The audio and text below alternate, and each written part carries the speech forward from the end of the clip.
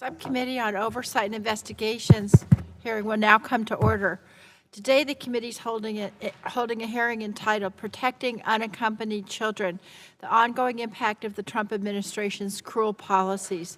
The purpose of today's hearing is to examine the Trump administration's care for unaccompanied children in government custody and the impact of administration policies on the health and well-being of children. The chair now recognizes herself for an opening statement. Today, this committee is continuing its oversight of the Trump administration's care for unaccompanied children. Last year, thousands of children were forcibly separated from their parents by the Trump administration. We heard the horror stories of how children were torn away from their families. No one will forget the images of crying children and helpless parents. Frankly, we all agree it's a shameful chapter in this country's history. In February, the subcommittee held a hearing about the callous family separation policy. Commander Jonathan White, who again joins us today, and I want to thank you, Commander White, testified that he tried to raise the alarm within the administration about the damage that would be done by separations. Unfortunately, those warnings went unheeded. We also heard from experts about how separating their children from their parents can cause a host of mental and physical health problems. We feared about the long-term traumatic consequences these children would endure for the rest of their lives. It appears now that we have proof that these fears have come true. A new report from the HHS Office of Inspector General is the first government accounting that details the emotional and psychological toll of separation of children from their parents. And we just got this report this week. Last year, investigators from the OIG went to 45 ORR facilities and spoke to approximately 100 mental health clinicians who provide care for unaccompanied children, including those who were separated. And what they heard is frankly heartbreaking. Mental health clinicians described how children cried inconsolably, and they believed their parents had abandoned them. One ORR program director told OIG, quote, "Every single separated kid has been terrified. We're seen as the enemy." OIG tells the story of one child who believed his father had been killed and that he would be killed also. Another medical director told OIG that the children described the emotional pain they were enduring, with one child saying, quote, "I can't feel my heart." We should not be surprised by these findings, but we should also not be complacent. We should take this report as a clarion call to ensure an injustice like this never happens again in this country. Moreover, there have been new developments since that crisis that again call into question this administration's ability to adequately care for unaccompanied children. This past summer, we were shocked again to see reports of children in unacceptable conditions at a CBP facility in Clint, Texas. Press accounts reported of toddlers at that facility without diapers, young children caring for infants they just met, and children unable to wash or to shower. I had to call Mr. Hayes during that ordeal to ensure that the agencies were working together to address these issues. To help alleviate that crisis, ORR eventually stood up an emergency influx facility in Carrizo Springs, Texas. But just as quickly as it got stood up, it got shut down. As the operator of the facility said, quote, "It was much too late." This episode raises important questions about how ORR and CBP are coordinating as they see trends shifting on the ground so that these kids are properly cared for. That's the most important thing. We're only beginning to appreciate the carnage that was unleashed by the administration last year. And it appears that unfortunately some have not learned their lesson, as we see policies coming from this administration that fail to treat these children with dignity and respect every day. So today is an opportunity to have an accounting of the fallout from these policies and to hear what's being done to ensure that no child is ever neglected again in the custody of this government. Finally, I just want to speak really briefly to the committee's ongoing investigation into the family separation crisis. I know, and the committee knows, There are hundreds of dedicated career staff at HHS who are devoting their lives and their careers to caring for these children. And the men and women of the Border Patrol put their lives on the line to protect our border. These staff did not create this crisis, and that's why the committee is demanding accountability from the leadership. But across the board, the administration is obstructing our legitimate congressional oversight to unprecedented levels, and it's no exception here. Our committee has had an 8-month-old request for documents from HHS about its role in the family separation crisis. HHS has produced thousands of non-responsive documents in order to look cooperative while it withholds documents from key leaders to whom Commander White raised concerns. It's still unclear who knew about the family separation policy before it was enacted and what, if anything, they did to try to stop it. From what I've seen, it seems at best HHS leaders should have known that it was coming and did not try to stop it. But since they're hiding documents, we also have to ask whether they were complicit. So I hope the administration, and HHS in particular, will show good faith cooperation with Congress, end the stonewalling, and air all of the facts to let the American people see for themselves. And Ranking Member Guthrie and I both agree that documents should be produced. I've talked to the administration several times and asked for narrow categories of documents to be produced, and they have not been produced. We once again repeat this demand. And with that, I yield back, and I recognize the ranking member for his opening statement for 5 minutes. Thank you. Thank you, Chair DeGette, for holding this hearing. The committee's oversight over the care and treatment of unaccompanied alien children by the Department of Health and Human Services, as well as the sponsorship process for unaccompanied children, extends back to 2014 with the first major influx of children and family units coming across our southern border. This influx overwhelmed the previous administration and resulted in children being placed with traffickers within the United States.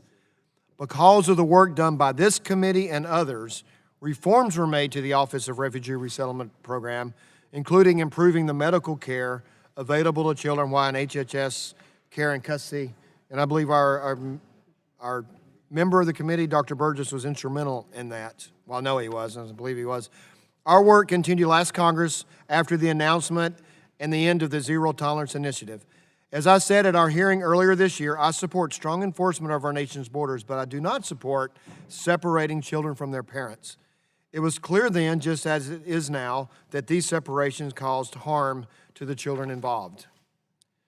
This spring, the U.S. Department of Homeland Security and HHS experienced another surge of children and family units coming across our southern border.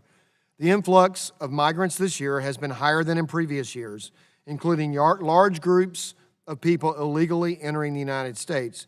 For example, on May 29th, CPB agents apprehended over 1,000 migrants illegally crossing from our southern border as one group. Days earlier, CBP apprehended a group of over 400 individuals in the same area. By the end of July, DHS had referred over 63,500 unaccompanied children to HHS for this fiscal year alone. That number, which has certainly increased over the past 2 months, exceeded the total number of referrals in the fiscal year 2016 by more than 4,000. As highlighted in several Inspector General reports from both DHS and HHS, capacity and resources at CBP and ORR facilities were strained well beyond their limits. The increased number of immigrants, including unaccompanied children, resulted in overcrowding at CBP facilities as well as ORR facilities being at or near capacity. Among other problems, these capacity issues caused prolonged detention at CBP facilities that exceeded the 72-hour limit under the Flores settlement. Immigration trends are hard, if not impossible, to accurately predict.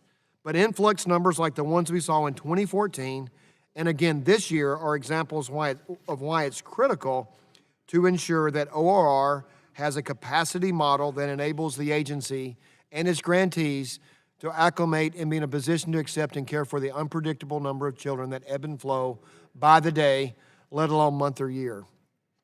Whether it's bed capacity, challenges with hiring and retaining personnel, or ensuring that grantee staff are appropriately screened and trained before being hired, or being allowed to interact with minors. All of these components are critical to ensuring that these children are cared for in the best available and safest way possible. It's not just HHS and ORR, though. This process from apprehension all the way to the placement of a child with a safe and appropriate sponsor crosses multiple departments and agencies within the federal government, which includes non-government entities such as ORR grantees. As a result, it is crucial to understand how CBP and HHS work together regarding their respective capacities, processing referrals, healthcare needs, background checks of potential sponsors, and more. Ensuring that this process in its entirety is working smoothly and efficiently will hopefully prevent some of the issues that arose earlier this year. Finally, this is the second hearing that this subcommittee has had on this topic this year, and I hope that we can start to discuss some solutions to the issues that we discussed at the hearing in February, and I'm sure we'll be discussing again today. In addition to sharing any challenges they faced over the last year, I invite the witnesses to share any ideas that they may have, particularly if there are ways which Congress can help.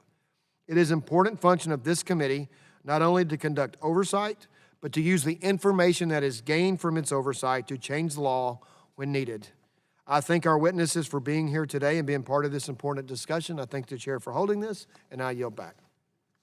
Chair will now recognize the chairman of the full committee, Mr. Pallone, for 5 minutes for purposes of an opening statement. Thank you, Matt. I guess I have to talk louder. Is that working? Thank you, Madam Chair. Today we're continuing our ongoing oversight of one of the most shameful actions of the Trump administration. Last year, this administration forcibly separated thousands of innocent children from their families, leading to widespread chaos and untold harm to these children. Experts sounded the alarm about what this would do to the children, and some of HHS's own career staff voiced concern at another oversight hearing on this issue earlier this year. But for reasons still unclear to this committee, those warnings were not heeded. Now the HHS Office of Inspector General has released a disturbing report on the effects the zero-tolerance policy has had on the children who were separated. The OIG is unambiguous, and I quote, "Separated children exhibited more fear, feelings of abandonment, and post-traumatic stress than did children who were not separated," unquote. Children were angry and confused because they believed their parents had left them. They isolated themselves, refused to eat. One separated child suffered such mental distress that he required emergency psychiatric care. These findings sound like they come from a dystopian novel, not a government report in 2019. But perhaps the most troubling aspect of these findings is that they were completely avoidable. No child should have to endure this anywhere, and the fact that it was a result of intentional government policy is outrageous. In addition to the family separation issue, there are lingering issues relating to planning and ongoing care for children in U.S. custody. For example, I want to understand how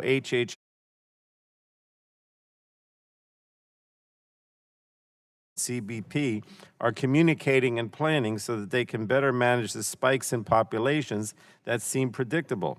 This summer, for example, we saw the complete chaos as ORR and CBP had to deal with the influx of kids that resulted in hundreds being jammed into filthy facilities that were never designed for that purpose.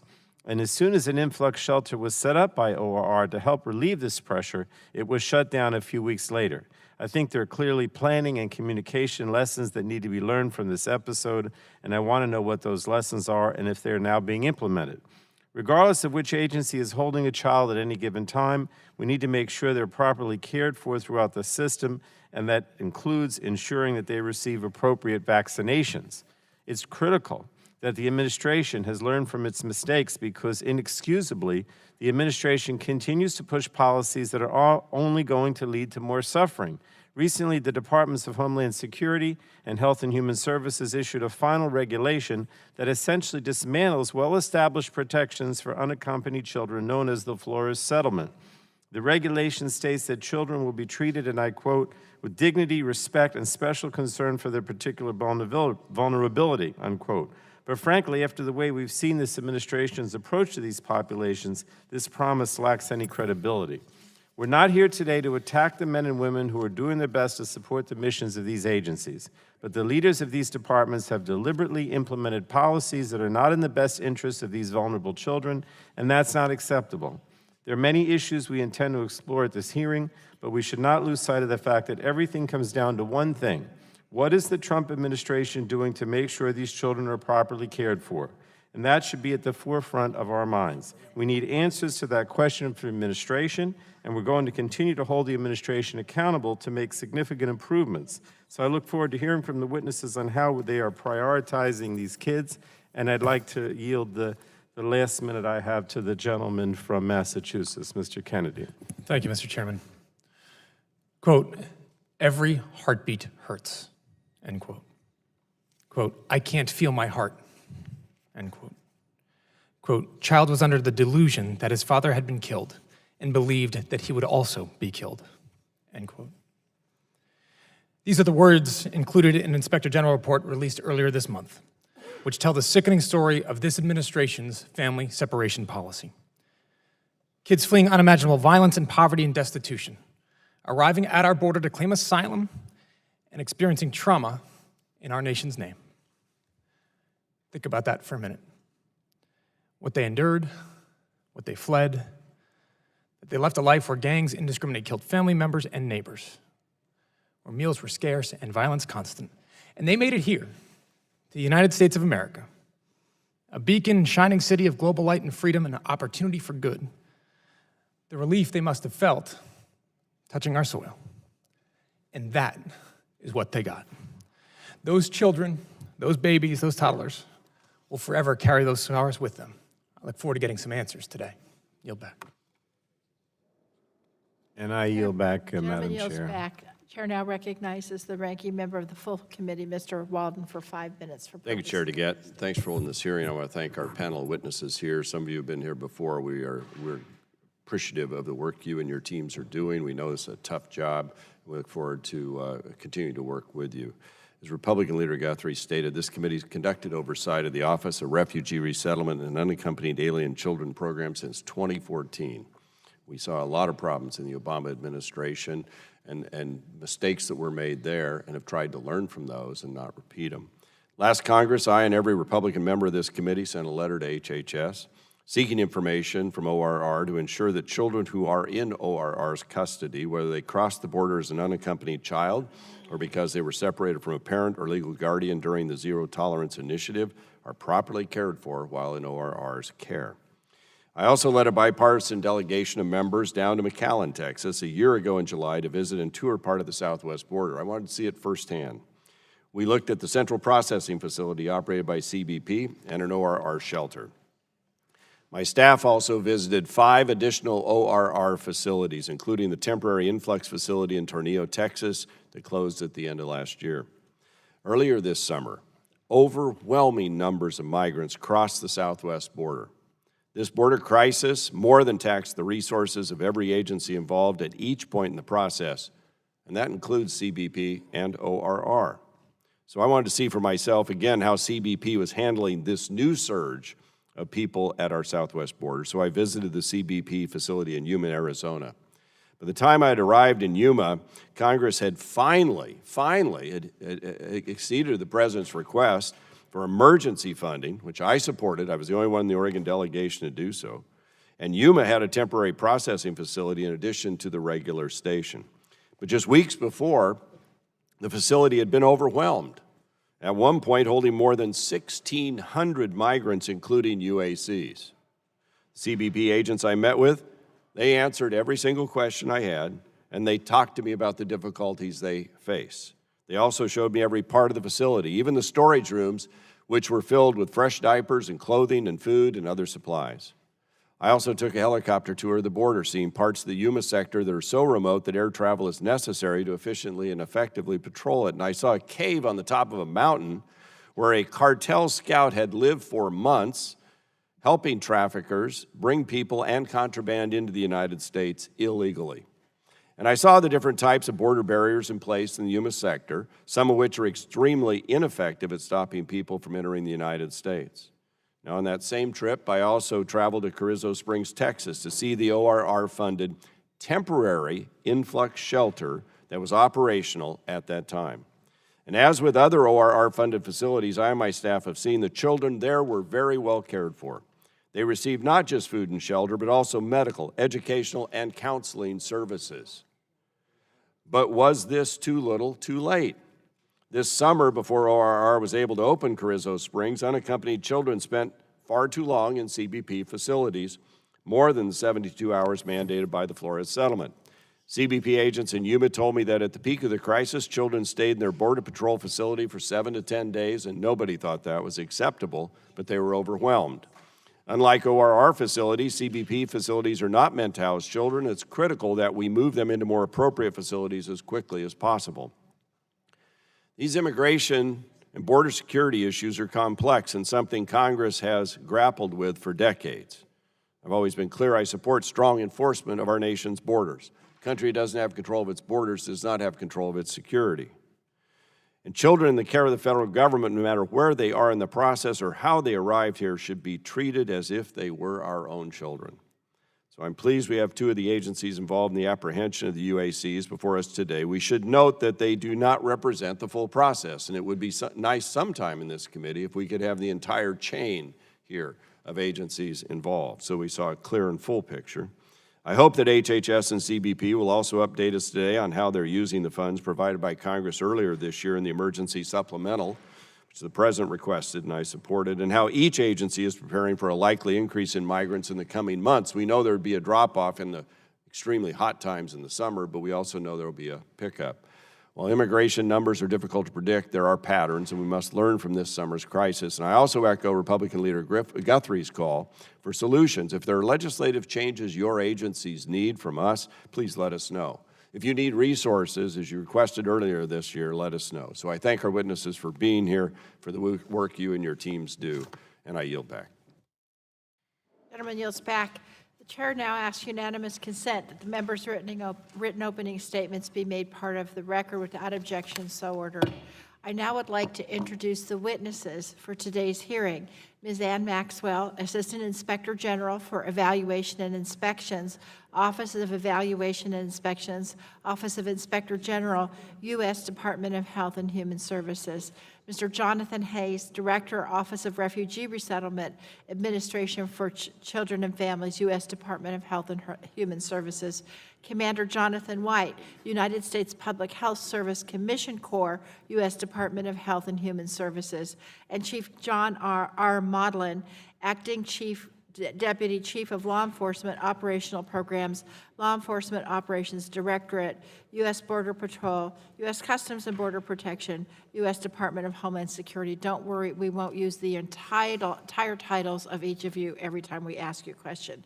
But I do want to thank each one of you for appearing today. It's important that we hear all of your testimony. And I'm sure all of you are aware, this committee takes hearings, it's an investigative hearing, and so we have the practice of taking testimony under oath. Does anyone have an objection to testifying under oath? Let the record reflect that the witnesses have responded no. The chair then advises you that under the rules of the House and the rules of the committee, you're entitled to be accompanied by counsel. Does anybody wish to be accompanied by counsel today? Let the record reflect the witnesses have responded no. If you would then, please rise and raise your right hand so you may be sworn in.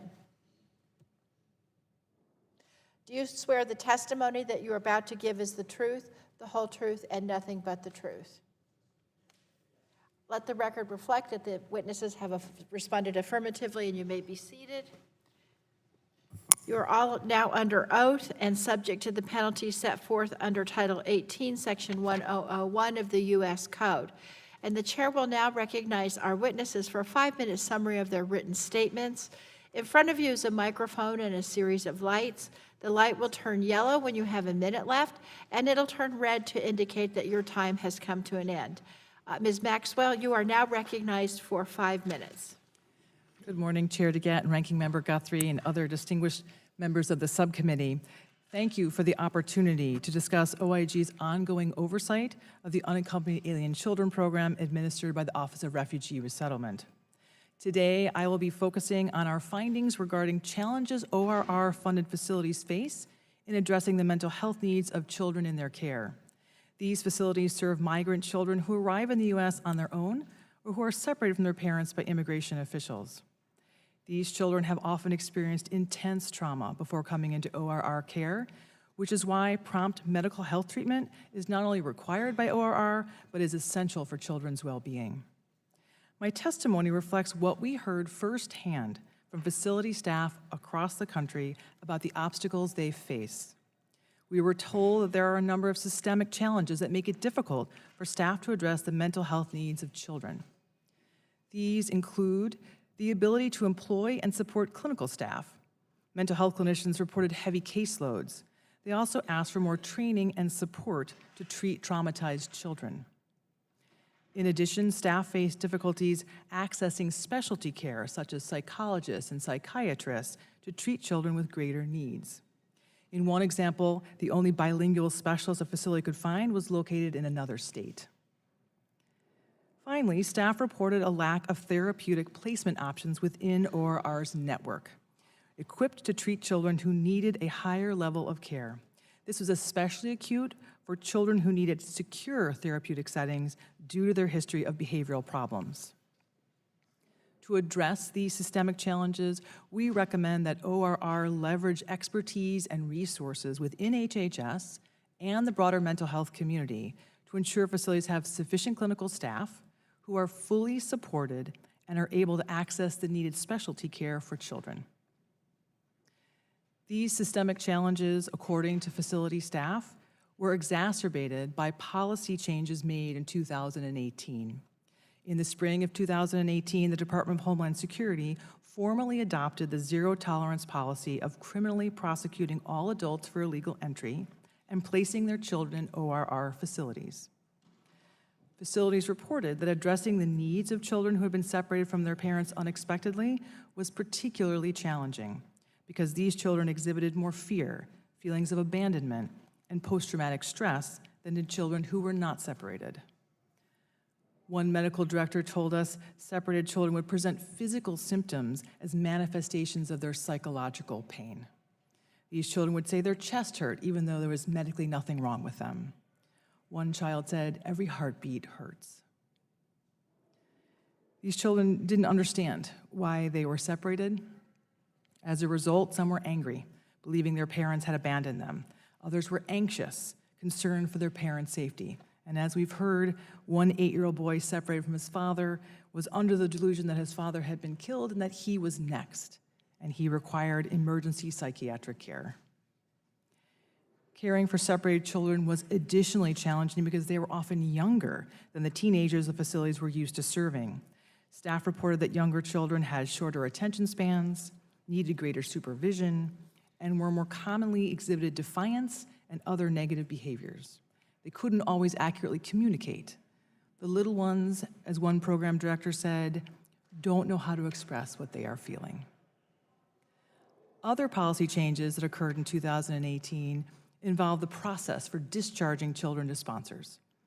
ORR added new screening requirements and started sharing sponsor information with immigration officials.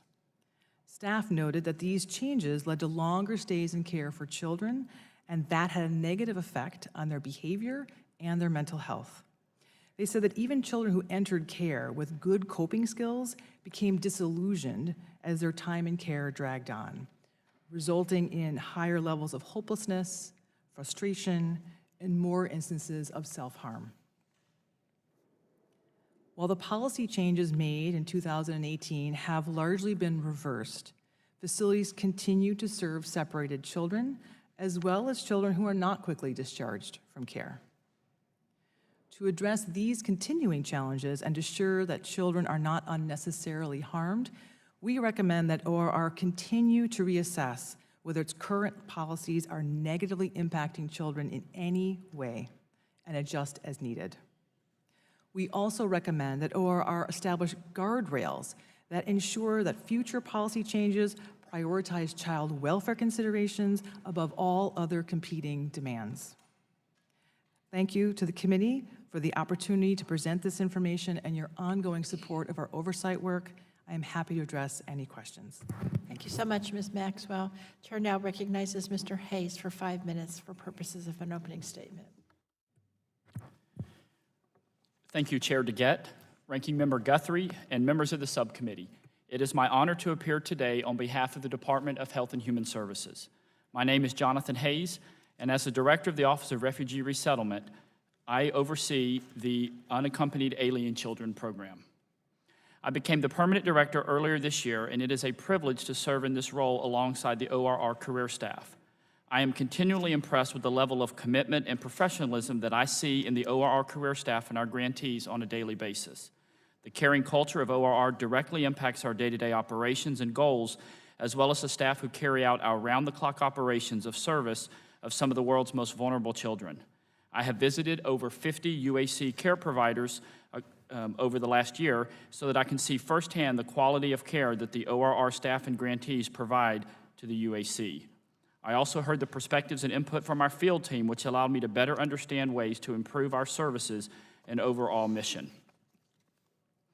My strong desire is to ensure the safety and well-being of the children in our care in a manner that is consistent with both the law and the prevailing child welfare best practices, and one that empowers the career professionals and senior staff at ORR. As the director of ORR, I am committed to making decisions that are in the best interest of each child in ORR's care and custody.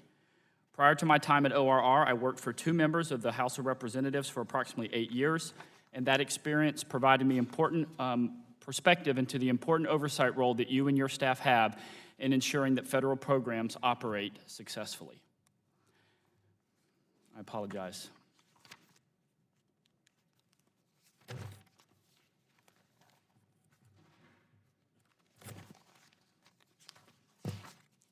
In the Homeland Security Act of 2002, or the HSA, Congress placed the responsibility of care for UAC with ORR. The Homeland Security Act defines an unaccompanied alien child as a person under the age of 18 with no lawful immigration status and without a parent or legal guardian present in the United States available to provide for the care and custody of the child. Once an apprehending agency determines that the child is a UAC, that agency is responsible for referring the child to ORR. Congress instructed ORR to ensure that the best interests of the child are considered when providing care and custody for children. All of us at ORR take this responsibility to heart and work every day to ensure the safety and well-being of the children in our care. To that end, based on the provisions of the Homeland Security Act, the Trafficking Victim Protection Reauthorization Act of 2008, and the provisions of the Flores Settlement Agreement, HHS has built a network of dedicated care providers, developed rules and standards for care for those providers, and created mechanisms of oversight to ensure compliance. HHS's role in the lives of UAC is often misunderstood. HHS does not apprehend migrants at the border or enforce immigration laws. The Department of Homeland Security and the Department of Justice perform those functions. ORR does not have jurisdiction over children that arrive with an adult parent. DHS is responsible for those families. HHS's UAC program is a humanitarian child welfare program designed for the temporary care of children until they can be safely released or unified with family or other sponsors. The number of UAC entering the United States during this fiscal year has risen to levels we have never seen before. As of September 16th of this year, DHS has referred more than 67,000 UAC to us at ORR, which is the highest number in the program's history. By comparison, HHS received just over 59,000 referrals in fiscal year 2016, which is the second highest number on record.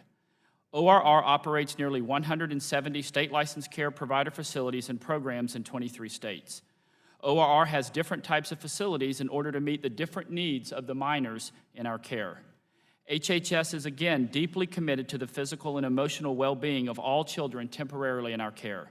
Staff at our care providers are trained in techniques for child-friendly and trauma-informed interviewing, ongoing assessment, observation, and treatment of the medical and behavioral health needs of the children, including those who have been separated from their parents. Care provider staff are trained to identify children who have been smuggled and/or trafficked into the United States. Care providers must provide services that are sensitive to the age, culture, and native language of each child. ORR provides a wide range of medical services to the children in our care. These services include a complete medical examination, routine medical and dental care, and emergency health services. Mental health services are available at all of our facilities. ORR policy requires at a minimum that the UAC and ORR state licensed facilities receive an individual counseling session and 2 group counseling sessions with a clinician every week. Additional mental health services are available as needed. I believe that a child should not remain in ORR care any longer than the time needed to find an appropriate sponsor. A central part of ORR's mission is to discharge children from care as quickly as possible while ensuring their safety. As of the end of August of this year, the average length of time that a child stays in HH's custody is approximately 50 days, which is a dramatic decrease of over 40% from late November 2018, when the average length of care was 90 days. ORR will continue to assess the efficiency of its operations to improve the process for release and reduce the time a child remains in our care and custody. Again, my top priority of me and my team is the safety and well-being of the children in the temporary care of HHS as we work quickly and safely to release them to a suitable sponsor. Thank you for the opportunity to discuss our important work. I'll be happy to answer any questions that you may have. Thank you so much, Mr. Hayes. I now recognize Commander White for 5 minutes for purposes of an opening statement. Commander. Chairwoman Dingell, Ranking Member Guthrie, and members of the subcommittee, it's my honor to speak again before you today on behalf of the U.S. Department of Health and Human Services. My name is Jonathan White. I'm a career officer in the U.S. Public Health Service Commission Corps. I'm also a social worker and emergency manager. I previously served as the Deputy Director of ORR, the senior career official over the UAC program. And more recently, I served as HHS's operational lead for the interagency mission to reunify children in ORR care who had been separated from their parents at the border. Shortly after the Mizell court issued its orders, Secretary Azar directed HHS and the incident management team, which I led in particular, to take all reasonable actions to comply. The IMT worked closely with Department of Homeland Security, including CBP and our colleagues at ICE, to try to identify all parents of children in ORR care who potentially met the court's criteria for class membership. And as a result, the current reporting of possible children of potential Mizell class members to the Mizell court is 2,814 children.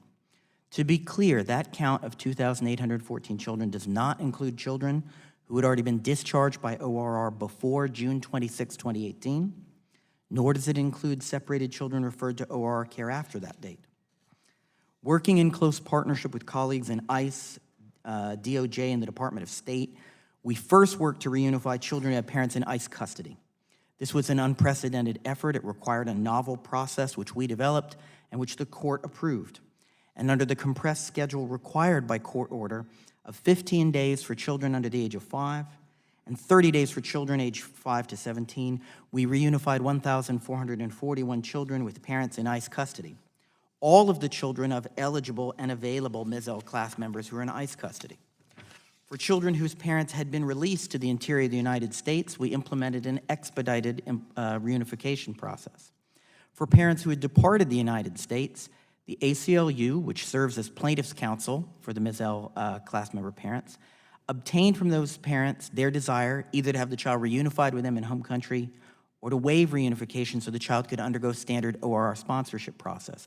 And once we received the parents' desire for reunification, HHS, DHS, and DOJ coordinated with the ACLU, with the government of the home country, and with the child's family to ensure safe reunification into the care of the parents.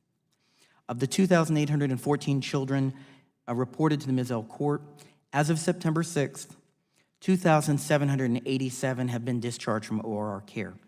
We reunified 2,168 of them with the parent from whom they were separated. Another 619 children have left ORR care through other appropriate discharges.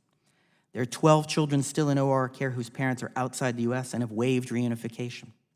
There are 4 children in care who we later determined hadn't been separated.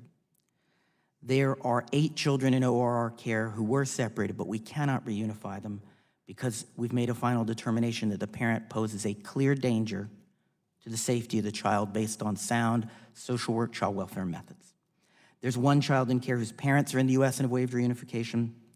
There's 1 child left for whom the ACLU has advised the resolution of the parent's wishes will be delayed. 1 child from the ACLU could not obtain the parent's preference. As of April 25th of this year, the court also approved our plan to identify those children who'd been separated from DHS starting on July 1st, 2017, referred to ORR, but had already been discharged pursuant to the TVPRA process before June 26, 2018.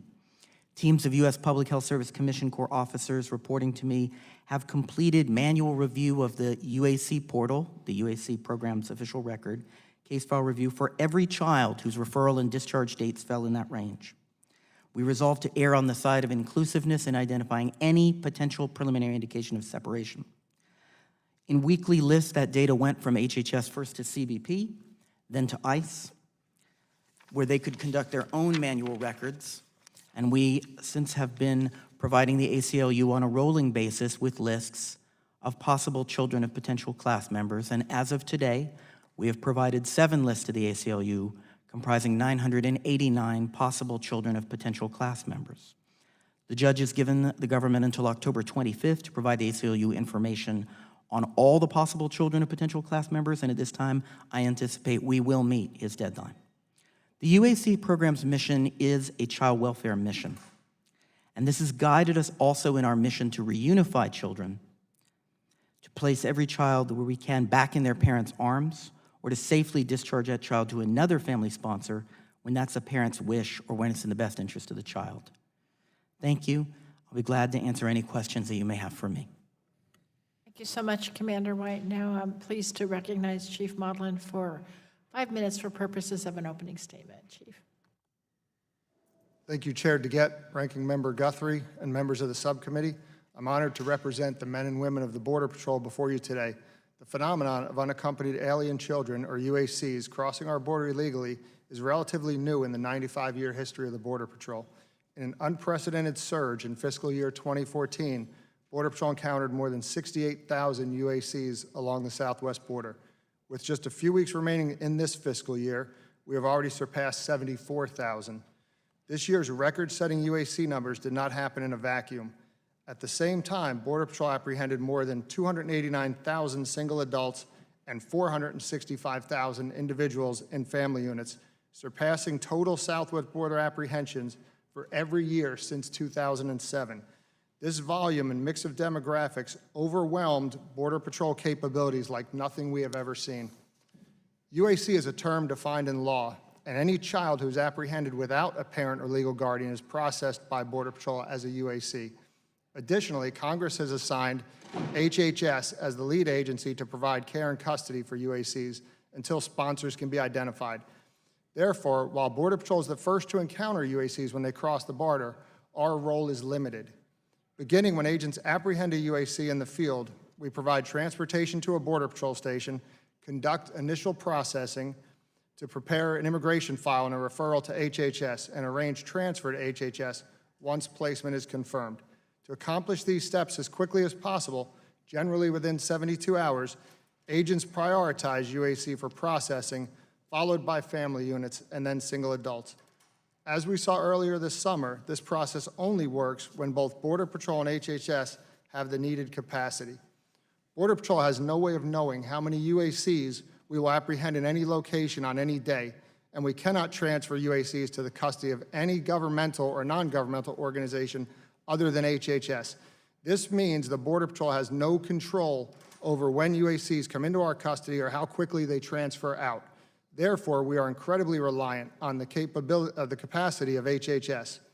On May 1st, HHS asked Congress for $2.8 billion in emergency supplemental funding because they could not maintain the level of shelter space needed. They announced they would be cutting services to prioritize remaining funds for basic care.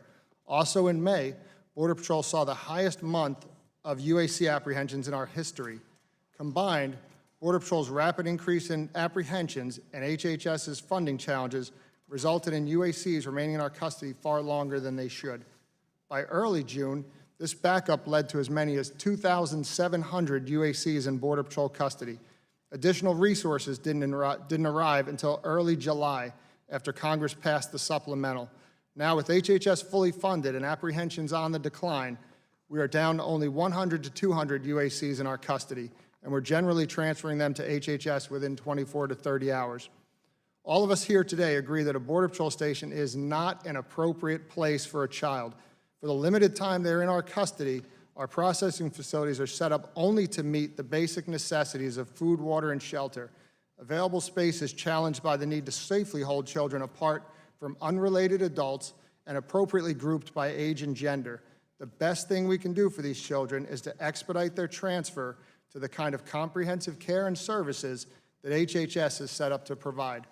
All of what I've described speaks only to the treatment and care of children once they are in our custody of the U.S. During interviews, agents are often told horror stories from the journey. Border Patrol sees the cruelty of smugglers firsthand. Agents have rescued more than 550 children so far this year. We need to focus more on how to discourage parents from sending their children on this dangerous journey. The unique treatment of UACs under our laws, particularly those from non-contiguous countries, is currently being interpreted as guaranteed admission if a child crosses the border before their 18th birthday.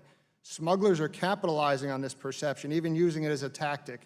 Just 2 weeks ago, agents identified 2 Mexican adult males who posed as Guatemalan teenagers to avoid detention. One man admitted outright that the smugglers told him this would ensure his release into the U.S. A few days later, the diligent work of our agents led to the identification of a 23-year-old Bangladeshi man posing as a UAC. This trend is concerning. In total, more than 316,000 children have been apprehended along the southwest border, either as UACs or as part of family units this year. More parents are being convinced by smugglers to bring or send their children on this dangerous journey under the belief that children and anyone with children will be released into the U.S. under our laws. While additional funding for temporary facilities, consumables, and medical support have improved our ability to respond to this crisis, there is simply no substitute for congressional action to address these pull factors in our immigration framework. I thank you for your time, and I look forward to your questions. Thank you so much, Chief Modlin, and thanks to the entire panel for your testimony. Chair now recognizes herself for purposes of questioning for 5 minutes. During our February hearing on family separations, we heard from child welfare experts about the decades of research showing that family separations lead to toxic stress and result in long-term traumatic consequences. And in fact, Ms. Maxwell, your investigation seems to confirm our worst fears about the harms that this cruel separation policy had on the children.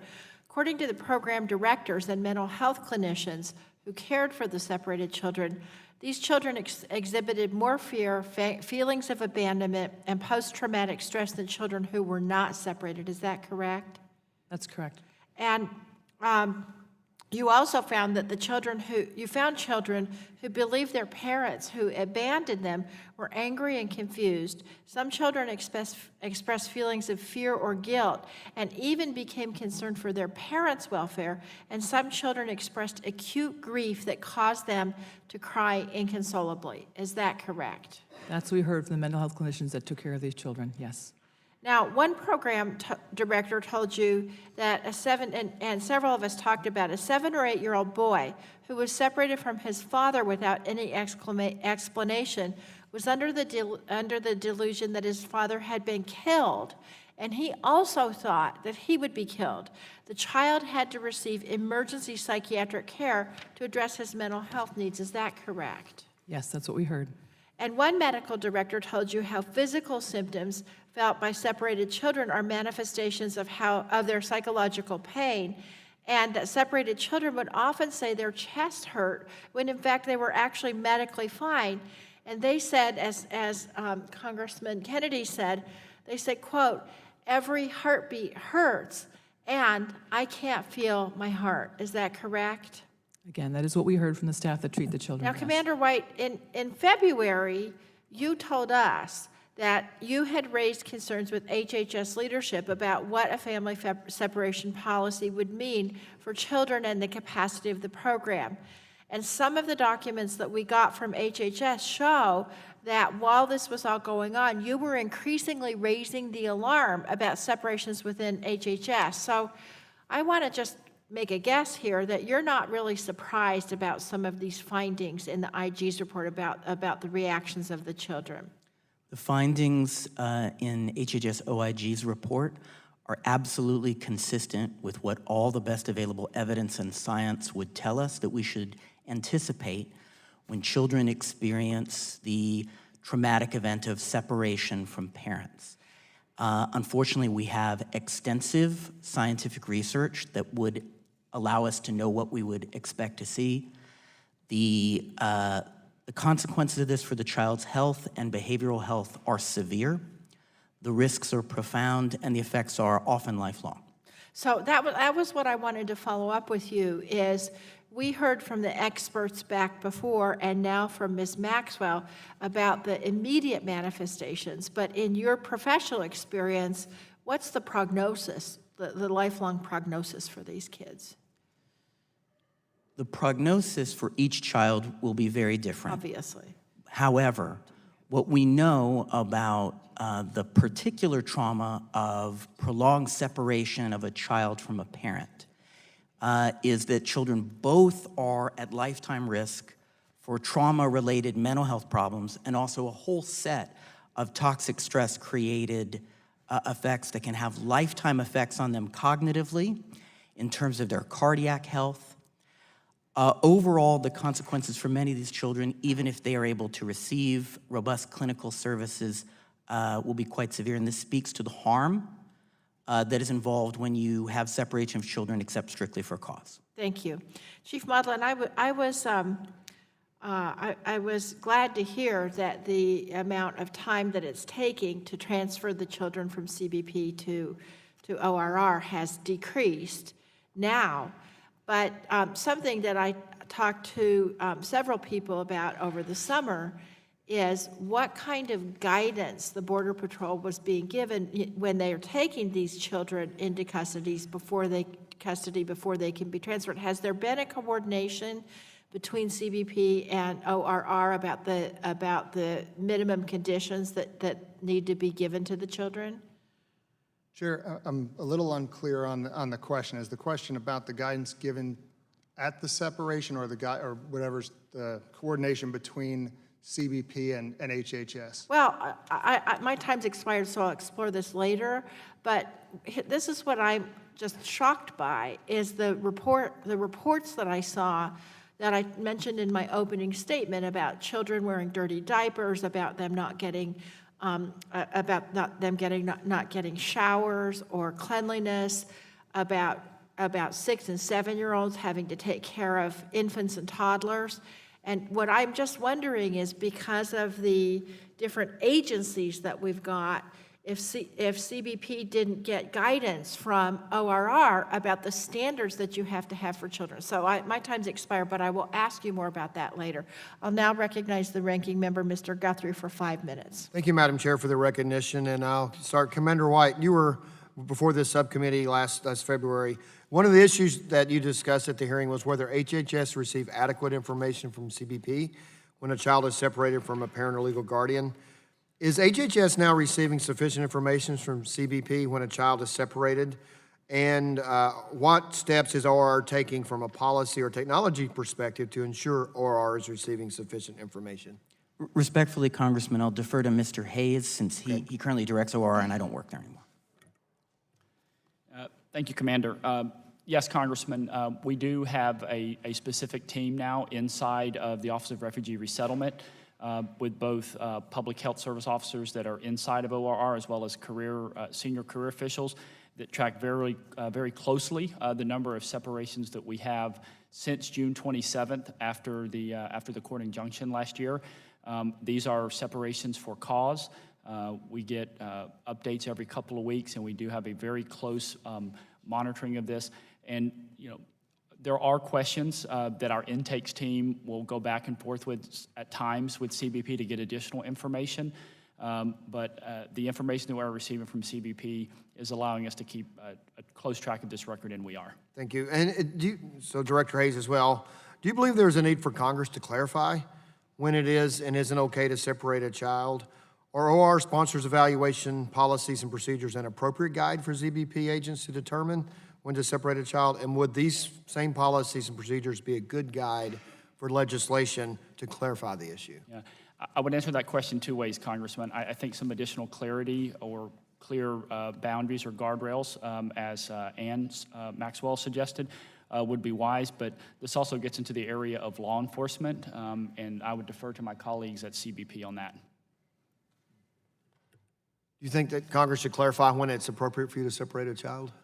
Sir, the times that children are separated right now, which has existed throughout my 24 years in the Border Patrol, are guided by the results of the Miss L case. So we're already following the outcome of that case, sir. My understanding under the zero tolerance policy, that was legal to do. The law, that was zero tolerance, was we're enforcing the law without prosecutorial discretion. So Congress could clarify that you can't separate a child from a parent or legal guardian if the infraction is merely an immigration violation. Congress Yes, sir. could clarify that. And right now, you can do that under the law. Not that you're doing it, but you can do it under the law.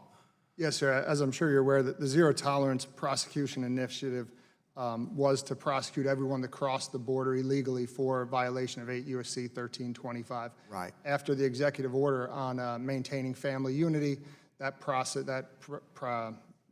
those processes were stopped, and now we follow the guidance of the Miss L litigation. Right. Well, you don't have to add, but Congress could clarify that, is my point. So, Chief Modlin, this year we've seen a record number of migrants apprehended at the southwest border. The system was completely unprepared to handle this.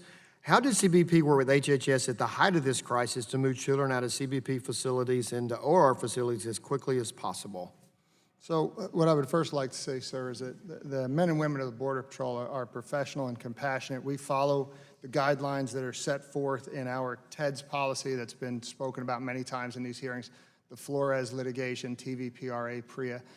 In addition to that, at the height of this crisis, our communication with HHS, as I'm sure you're aware, is always difficult. As a law enforcement agency communicating with a non-law enforcement agency, our systems can't speak directly to each other for many reasons, that being one of them.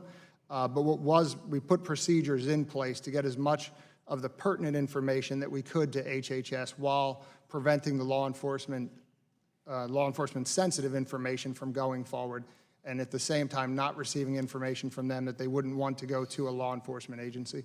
This may be more for Director Hayes, but Chief Mullen, because you brought it up, Congress spent, I guess from sometime early, I don't know the exact date, sometime early May to right before the 4th of July break, the administration begging for a supplemental funding bill because of the crisis at the border. You said that you've had relief, Chief Mullen, because of the supplemental. We wasted about 2 months arguing for I don't know what about getting a bill to the floor to help you out. So how has that improved? What issues did that cause, and how's that improved since you've had it passed, and when Congress has been late getting it to you?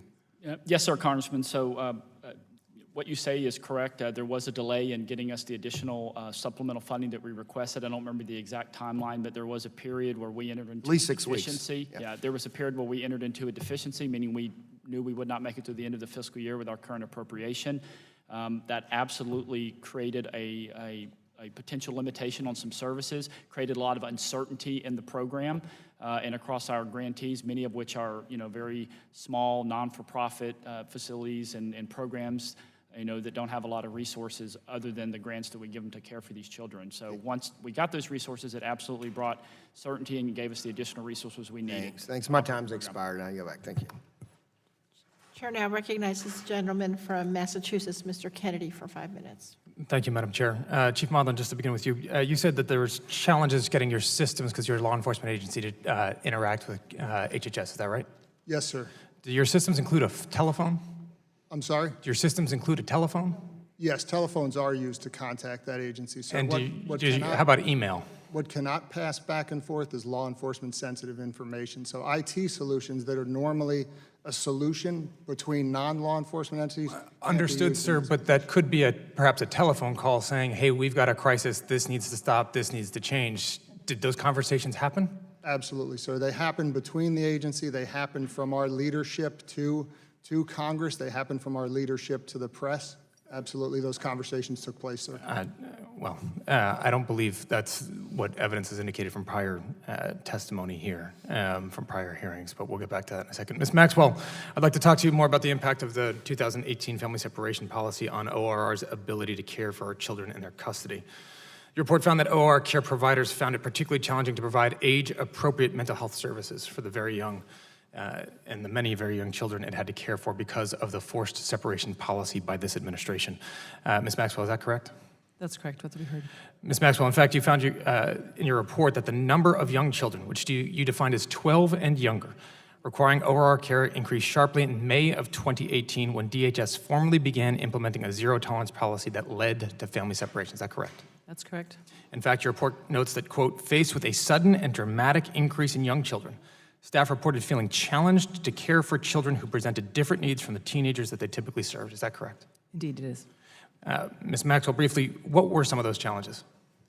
I think there's two things to keep in mind when we think about the increase in the younger children in OR population. The first, as you mentioned, is the dramatic increase. We were looking at over 164% increase from April to May of the 6 to 12-year-olds and 80% increase from April to May for the 0 to 5. So just the dramatic and sudden increase was a challenge in and of itself. And then, of course, the younger children presented different needs. As I mentioned, they have shorter attention spans, they need more supervision, and they can't always communicate. So the normal methods and modalities of treatment are different for a younger population than for the teenagers the facilities are used to treating. And Ms. Maxwell, to quote you you quote an OR program director in your report who said, quote, a 7 or 8-year-old boy was separated from his father without any explanation as to why the separation occurred. The child was under the delusion that his father had been killed and believed that he would also be killed. This child ultimately required emergency psychiatric care to address his mental health distress. Ms. Maxwell, is it common for separated children to face serious mental health issues? We heard that from the staff that treat them, that they were more difficult, more challenging to treat because of the separation than children who weren't separated. And Commander White, this is your area of expertise. What kind of challenges did the separations pose to the providers who had to care for those children? So the separated children pose really sort of multiple problems for program providers, some of which are simply capacitation issues. But to focus, if I understand your question, to focus narrowly on the additional clinical requirements. While the ORR program providers are trauma-informed programs, the level of trauma and the type of trauma experienced by unaccompanied children really is dwarfed by the reality of separated children. Separated children's needs are very different in 4 important ways. First, their trauma is uniformly recent. Second, it is currently ongoing. It's not a past event. That separation is happening right now in the moment. Third, it involves a disruption of family systems that are very different from what we see from unaccompanied children.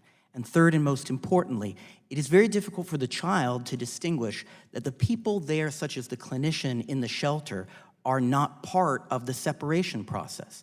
They see us as one government and one entity, so their ability to establish therapeutic rapport and to benefit from clinical intervention is much less. Separated children cannot be served effectively in an ORR UAC program setting. Commander, if I remember your testimony from your prior appearance here, you indicated that, did you get advance notice of a family separation policy before you started seeing an increase in separated children? We did not receive any notice of a policy prior to its announcement on television. Which was after the policy was in place. Correct. Discussions of possible future policy options, which would include separation, began in February of 2017. We began to observe significant, essentially a 10-fold increase in separation over historic norms beginning in July of 2017. And presumably, your phones and emails were working at that point too. You could have received a phone call from anybody within the administration announcing this policy change. At the field level, coordination between ORR's intakes desk and CBP border stations is an everyday process and is very robust. Yield back. Okay, Commander, just to clarify, during those conversations about a potential separation policy in 2017, you continually raised the red flag that this would be detrimental to the children. Isn't that correct? My consistent recommendation and that of the entire ORR career team was that separation of children from family units and their designation as UAC would pose an unacceptable danger to the child and moreover would pose a set of capacity problems that would overwhelm the program operationally. Thank you. The chair now recognizes the ranking member of the full committee, Mr. Walden, for 5 minutes. Thank you, Madam Chair, and thanks again for having this hearing. And once again, I want to be unequivocal, too. None of us supported this child separation policy. We agree with your leadership and that of your career team on this matter. And Madam Chair, thanks again for having this hearing. I'm sorry I had to step upstairs. They're having one on pharmaceutical drugs. And as I said up there, and I'll say here before I get into this issue, I beg of the majority to share with us the legislation that's going to completely rewrite pharmaceutical law in America. We've just been told there's a hearing already scheduled for next Wednesday. There's no legislative text, and we've been completely excluded from the process. It's all been written in the Speaker's office. And our committee has a proud and thorough tradition of working together on these issues. I would certainly give it to you if I had written it, don't worry. And I know you would. That's because I know the work you've done on cures in a bipartisan way and on creates and other things. And this doesn't have to be this way. We have a great tradition of working together. Got a lot of good brains on both sides of the committee. This is a common issue we need to tackle like this one is. And so I'm deeply disappointed. We'll maybe get one witness next Wednesday and no time to prepare, no view of the legislative text. Thank you. Now, let me get on to this. When I was down in Yuma, Chief Maudlin, we looked at the facility. Your team, by the way, was terrific. Anything I asked, they answered. They didn't try and stop me from seeing anything. By the way, we had followed the rules, planned ahead of time, worked with your folks. They were terrific. And I want to tell you that. They were very accommodating and did a great job. But what they did tell me that was really a disturbing piece of this puzzle was about the challenges they faced in identifying false families, and that they had encountered, not a lot, but enough, adults who were pretending to be the parent of a minor child in hopes of being released into the United States. One agent told us about a father who was apprehended with an infant child that he claimed to be his. And while the Border Patrol agent strongly suspected he was not actually the father, they had no way to prove this. Another agent told me about an ongoing prosecution where children were paired with adults, and this is important for our committee to hear, paired with adults multiple times, same kids, multiple times, to create false family units.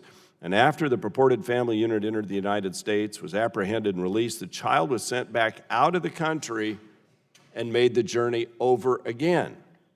So my question is, how frequently do CBP patrol agents encounter these types of situations? I cannot imagine the trauma those poor children go through, where an adult claims to be the parent of a minor but isn't.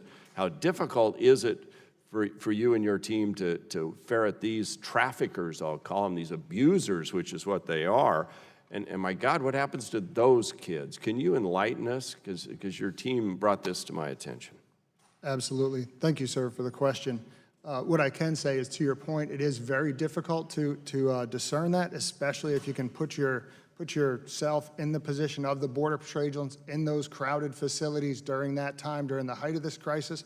What I can tell you is that the diligent work of the men and women of the Border Patrol, their attention to detail, their caring for these children, they recognize when things aren't right between what's purported to be a family member and a child. They notice things that don't occur in a normal familial situation.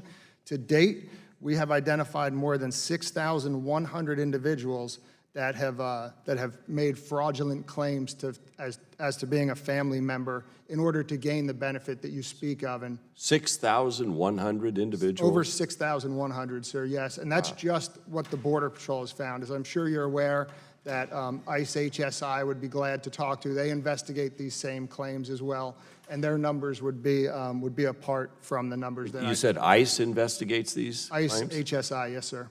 All right, because there are members of this body that want to eliminate the funding for ICE and wipe them out. So they would not be available to investigate this kind of human trafficking. That's my own statement. You don't have to comment on that. But 6,100. So how often are we seeing this recycling of the same kids where they're being abused and used and sent back and then they come back? It's a daily occurrence, sir. What I would say to your earlier comment is that without the abilities of ICE to then further investigate these claims and find where the kids are being recycled, as you're talking about, where it is the children are being used as nothing more than a commodity in this. And this, of course, goes to the interior of the country, to locations where the cartels and these TCOs are using these kids over and over. ICE is critical for that. Without ICE, we would never be able to investigate and then prosecute those people. All right, my time's expired. Thank you, Madam Chair.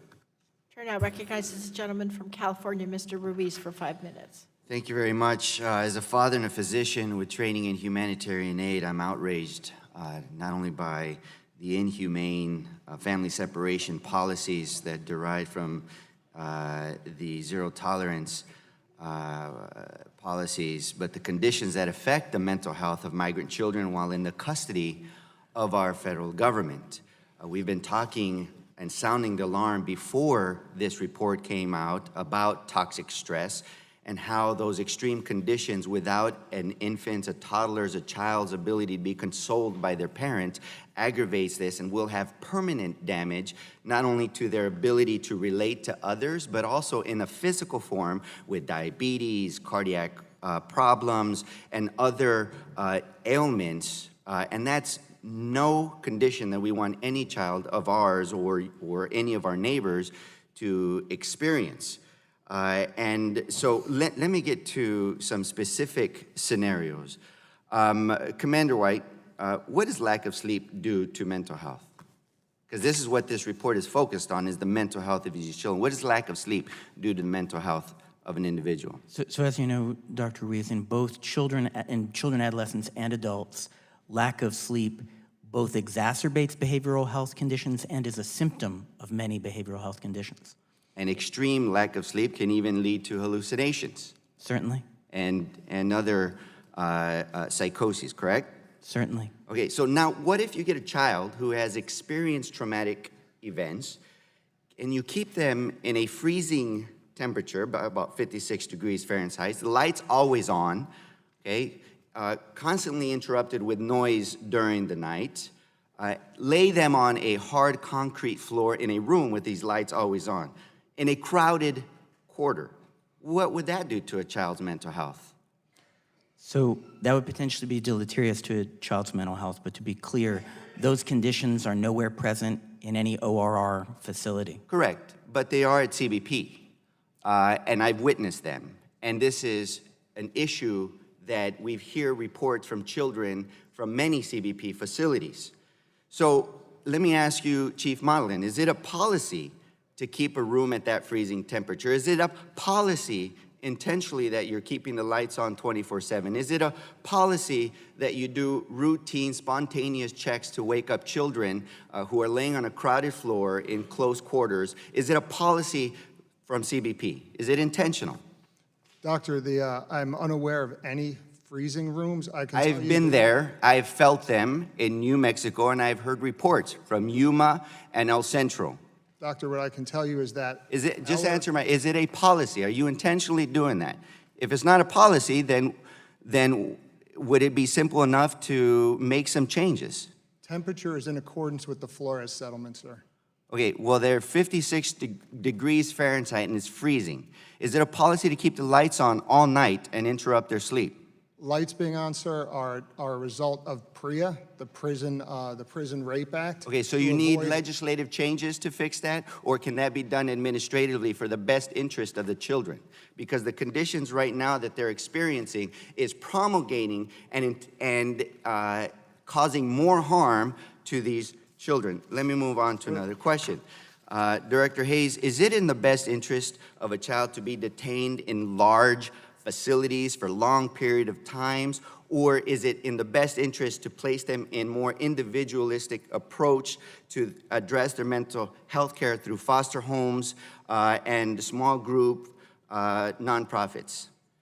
So, Congressman, the desire of ORR in the best interest of child welfare concerns would be to have more smaller and medium-sized shelters and so then why are you proposing to lease a large space that would warehouse many children in the Inland Empire, in my region, where it's 74,000 to 91,000 square feet to house and warehouse over 400 kids?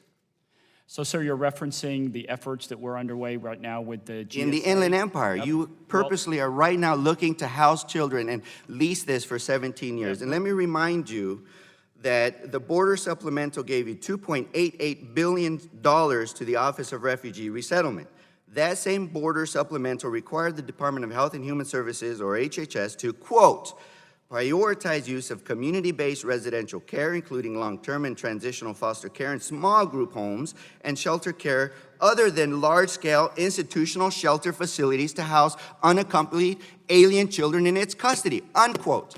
Why are you defying the law by searching for a 74 to 91,000 square foot warehouse facility to keep unaccompanied children in the Inland Empire?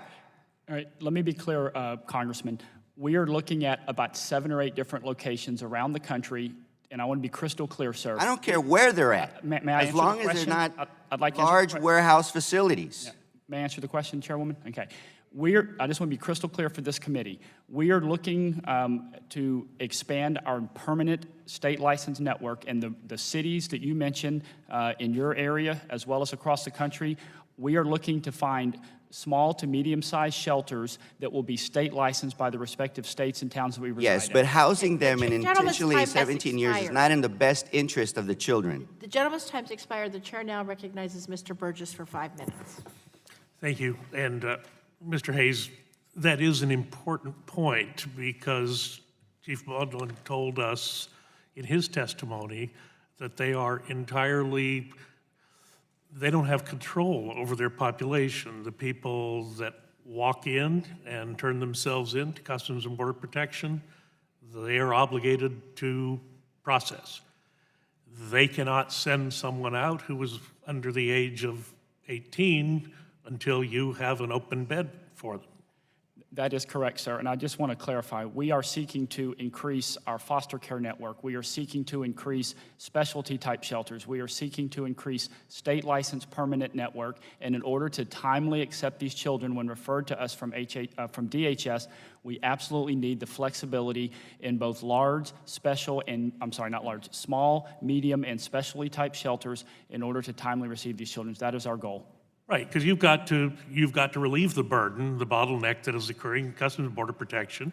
They are not set up for the long term, anything longer than the very, very acute care of a child during the time that the processing occurs that Congress has determined that Customs and Border Protection shall provide.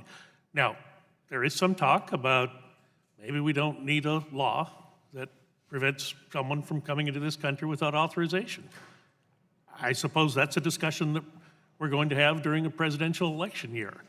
But until Congress changes the law, Chief, you've got to follow the law, right? Yes, absolutely, Congressman. And really, one of the tragic situations of May and June of this year was you were caught. Mr. Hayes doesn't have any beds. Cartels are bringing people across the river, places that I visited in South Texas, the lower Rio Grande Valley in particular. They don't call you and say, hey, you got some incoming. You just have to be prepared to accept them, correct? At McAllen and Weslaco and all of the Customs Border Protection facilities? Yes, sir. And if they're out of space and you're out of money for disposables and things that you might need to take care of people, you're in a world of hurt, right? Yes, sir, if I could. In fact, when the crisis was ramping up, we were expending our operational funds on those consumables, on diapers, on food, all those things that we were not prepared to deal with. And I believe it was your statement earlier about unclear on the time between the request and the appropriation. That was 57 days. 57 days at the height of this crisis that our agents were bringing in diapers from home. They were buying toys for these children. They were bringing in clothes to give these children. That's what the compassionate and professional men and women of the U.S. Border Patrol did on their own while we were waiting for action so that the capacity at HHS and further upstream could open up so that we could release all these subjects from our custody and get them to where they need to be. And just for the record, I've made multiple trips over the past 12 or 14 months. I've been to McAllen 2 or 3 times. I've been to Brownsville, Casa Padre, went to Tornillo twice, was at Clint earlier this summer right after you got the supplemental funding.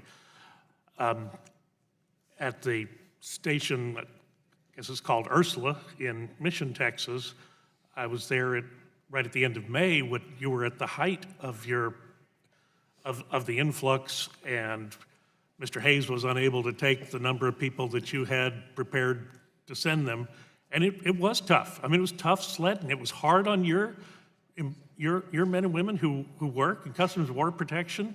Most of them have children themselves. You could see it in the eyes of Chief Garza when I was down there. This is hard on them, and they wanted Congress to do something, and you're caught. We won't help, and we're not allowed to secure the border. We won't provide you any additional funding, and guess what? It gets bad in a big hurry. I do just want to reference one thing, and Commander White, I respect the fact that there's a difference between a child who undergoes an acute separation, but I will tell you, in 2014, visiting the Weslaco station down in the Lower Rio Grande Valley sector, and at the time that the surge of unaccompanied minors was at one of its heights, and seeing the young boys that I saw sitting on cement benches, they weren't punching each other, they weren't pulling each other's hair, they were sitting staring straight ahead. Now, these were not children who had been there for a while, these are children who had just arrived that day. And it told me that the trauma that they endured on the trip up to the United States had to have been significant. They looked like victims of child abuse. I think that there is significant danger to children in making that journey, and Chief Modlin, you did an excellent job in your testimony. I encourage everybody to read that about the problems that are extant in the fact that we've got legislation and court decrees that do not make sense, and we need to straighten it out, and we need to do it. You can't do it. Gentleman's time's It can't be done expired. administratively. I yield back. Chair now recognizes the gentlelady from New Hampshire, Ms. Custer, for 5 minutes. Thank you very much. And I, too, have been to these facilities at the border, and these children are traumatized, and all the more reason to treat them with respect and not engage in furthering their trauma. So I think this is an incredibly important topic for us to be considering at this point, because these children are in our custody, and life is getting much worse for them with the trauma of separation. I was there with the mothers whose nursing babies had been ripped from their arms. So we've got to do better, and that's why Congress has acted to give you the resources that you need. I want to focus in on a very specific issue, if I could, which is with regard to sexual assault in the custody of our government. And following up on this report, which is devastating, I recommend it to everyone. Thank God we have an Inspector General. Thank God we have courts that are creating standards for people in our custody, particularly young children. But in July of this year, NBC reported allegations of physical and sexual abuse at the hands of CBP officers. Now, Chief Modlin, you have standards for the prevention, detection, and response to sexual assault and in confinement, and that requires CBP to publish annual reports on the effectiveness of your own sexual assault prevention strategies. But I'm wondering why that report has not been filed. It's now 11 months after the end of the fiscal year 2018, and CBP has failed to publish that report. Ma'am, thanks for the question. What I can tell you is that here I represent the United States Border Patrol, not CBP at large, but what I'm more than happy to do is go back to CBP for you and get the status of that report and have that reported back to you. Because that report is well overdue to Congress, and I think the actions reflect the priorities and the concerns, and combating sexual violence is a priority of mine, and I think one that we need to take very seriously. So I reviewed CBP's most recently published report and found in FY17 7 allegations of sexual abuse. If you could take back as well to the people in the CBP, there are now 23 complaints of sexual abuse in FY18, and we want to make sure that that is thoroughly investigated and reported. Yes, ma'am, we absolutely will, and as I'm sure you know, none of that would comport to our standards and what we expect from our agents, and we will look into that, and I'll be happy to get those answers to you. So switching gears to Director Hayes, what is the criteria for determining which out-of-network facilities are used? And what is the oversight for these facilities? And in particular, we had a network shelter, Rolling Hills Hospital in Oklahoma. In May of 2017, there were serious safety violations, including a neglect and abuse by staff at the facility. January of 2018, resulting in a patient being left with a fractured vertebrae, broken foot, and bruising all over the body. So 2 questions. What's the criteria for choosing the facilities, and what's the oversight? So thank you, Congresswoman. First off, I just want to be crystal clear that any child that would be abused is one too many. And we have policies and procedures in place at the Office of Refugee Resettlement to prevent that. And in the unfortunate occurrence where it might, we have very strict reporting procedures up to the chain of command to the leadership. And what's of the ORR. oversight for monitoring the out-of-network facilities? So I don't have specifics on some of the out-of-network, but I do know that we have because I'm not specifically familiar with this facility you're referencing, but we have a very robust monitoring program that includes both monitoring from our headquarters in D.C., on-site monitoring unannounced, as well as week-long monitoring visits. I think what you're referencing is probably where a medical professional has referred a child for out-of-network care because the needs of that child, either mental health or medical health, cannot be met inside our shelter or particular community. And honestly, I would not speculate why a medical professional chose that particular facility. I'm sure there's a lot of subjective reasons from a medical perspective, and I would not want to speak for the medical person that made that decision. Okay, switching gears again. Commander White, thank you. You are an American hero. You tried to issue an alarm when you learned that children were being separated from their parents. What we need to focus in on is that apparently that alarm was not heard, and I want to understand specifically where and how. Secretary Azar said that he did not know that children were being separated, and I want to understand if you could, and very briefly, I'll ask the indulgence of the chair, because the committee staff would like to understand what happened with your warning and why wasn't it heard? So I can only speak to the conversations that I was in. I elevated my concerns and those of my entire team to 3 levels above me in the hierarchy. That would be to my immediate supervisor, then Director of ORR Scott Lloyd, to his supervisor, my agency head, then Acting Assistant Secretary for the Administration for Children and Families, Stephen Wagner, and to his managerial POC on the team, in the immediate office of the Secretary. That was Maggie Wynn, the Counselor for Human Services to the Secretary. So I elevated these concerns as high as it was possible for me to reach. I really couldn't speak to what conversations occurred other than those that I was in myself. The gentlelady's time's expired. Gentleman from West Virginia is now recognized. Thank you, Madam Chairman. I thought this panel was all about unaccompanied children, but you can see this conversation has drifted to other matters of the separation, the children being grasped away from their parents or whatever. So if we could just get back, and I appreciate Commander White, you're trying to clarify the difference in this debate between separated children and unaccompanied children, because I think that's what we were supposed to be talking about here today. So, but I'd like to go back as we begin on this whole discussion about crisis. Several of you have talked about that this is a crisis at the border. And so I'd like to, if you could, just quickly, the 4 of you, it's a yes or no. In the past 9 months, during this year, 2019, has there been a crisis at the border? Ms. Maxwell? As the Inspector General for HHS, our focus is solely on HHS's mission, which is the unaccompanied alien children It's a program. yes or no. Is there been a crisis at the border? I don't have any immigration expertise in which to make that judgment. Okay, you ducked it. Say, Yes, Congressman, there's absolutely crisis at the southern border. White? Yes, Congressman, anytime we cannot timely place children in custody, it's a crisis. Thank you. Chief? Yes, sir, a border security and a humanitarian crisis at the border. Well, But yet, part of what we're fighting here in Washington, that's what shows this, the unfortunate divide on this, is that we've got other folks don't agree with you.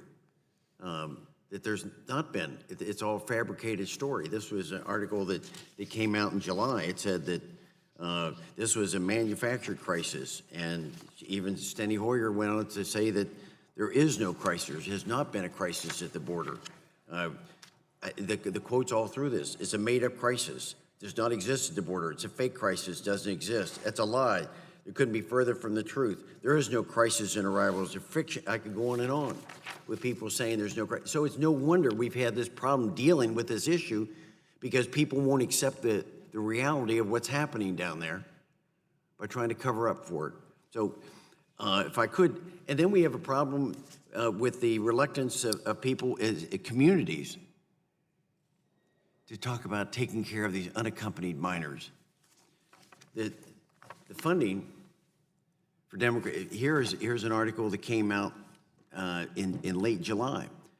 The Democrats call for closures of shelters for unaccompanied minors, not to separate, unaccompanied. They want to close those facilities. I think we have to be careful. Then we go to the third, which is where the accompanied minors could go to other communities where they could be housed. But then you just came out in August, Washington, D.C. says, not here. We're not going to house minors, unaccompanied minors in Washington, D.C. So this whole issue of one after another, it concerns me about where we're going, because if we don't expand the shelters, what are we supposed to do? What are you telling this committee? What are we supposed to do if we're not going to expand the shelters and we're not going to build and occupy facilities around the country? What are we supposed to do? Turn these children loose? Is that what it is? Can someone give me some direction as to what we're supposed to do? If we can't build them and you can't put them in a different community, what are we supposed to do? Because I see some hesitation on your part, because the problem next goes to if these kids aren't in a controlled environment in either Washington, D.C. or wherever else that we've heard some of the other communities or in Texas, what kind of medical and psychological care will these kids get if they're not in our control somehow? Will they get it by just drifting on the streets? I need to see it. I'm from West Virginia. I don't see this thing on an everyday basis. So tell me, what happens if we don't put these children in a shelter? Where do they go? Unaccompanied minors. Congressman, I see your point, and I would just say that I think that's why Congress moved the Unaccompanied Children Program to HHS back in 2003 with the Homeland Security Act of 2002.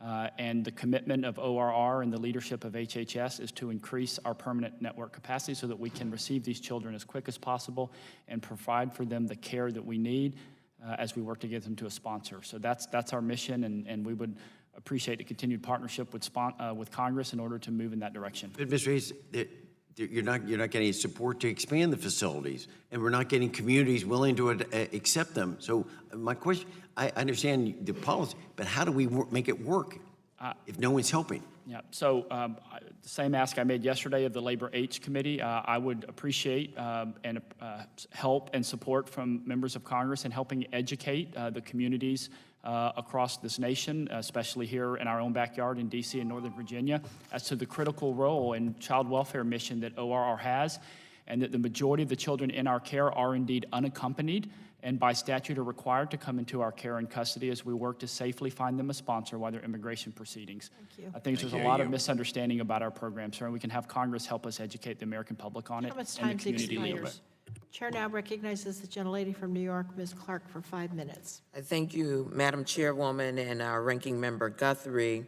One of the issues highlighted across multiple OIG reports relates to certain facilities' failures to conduct background checks as required by ORR policy.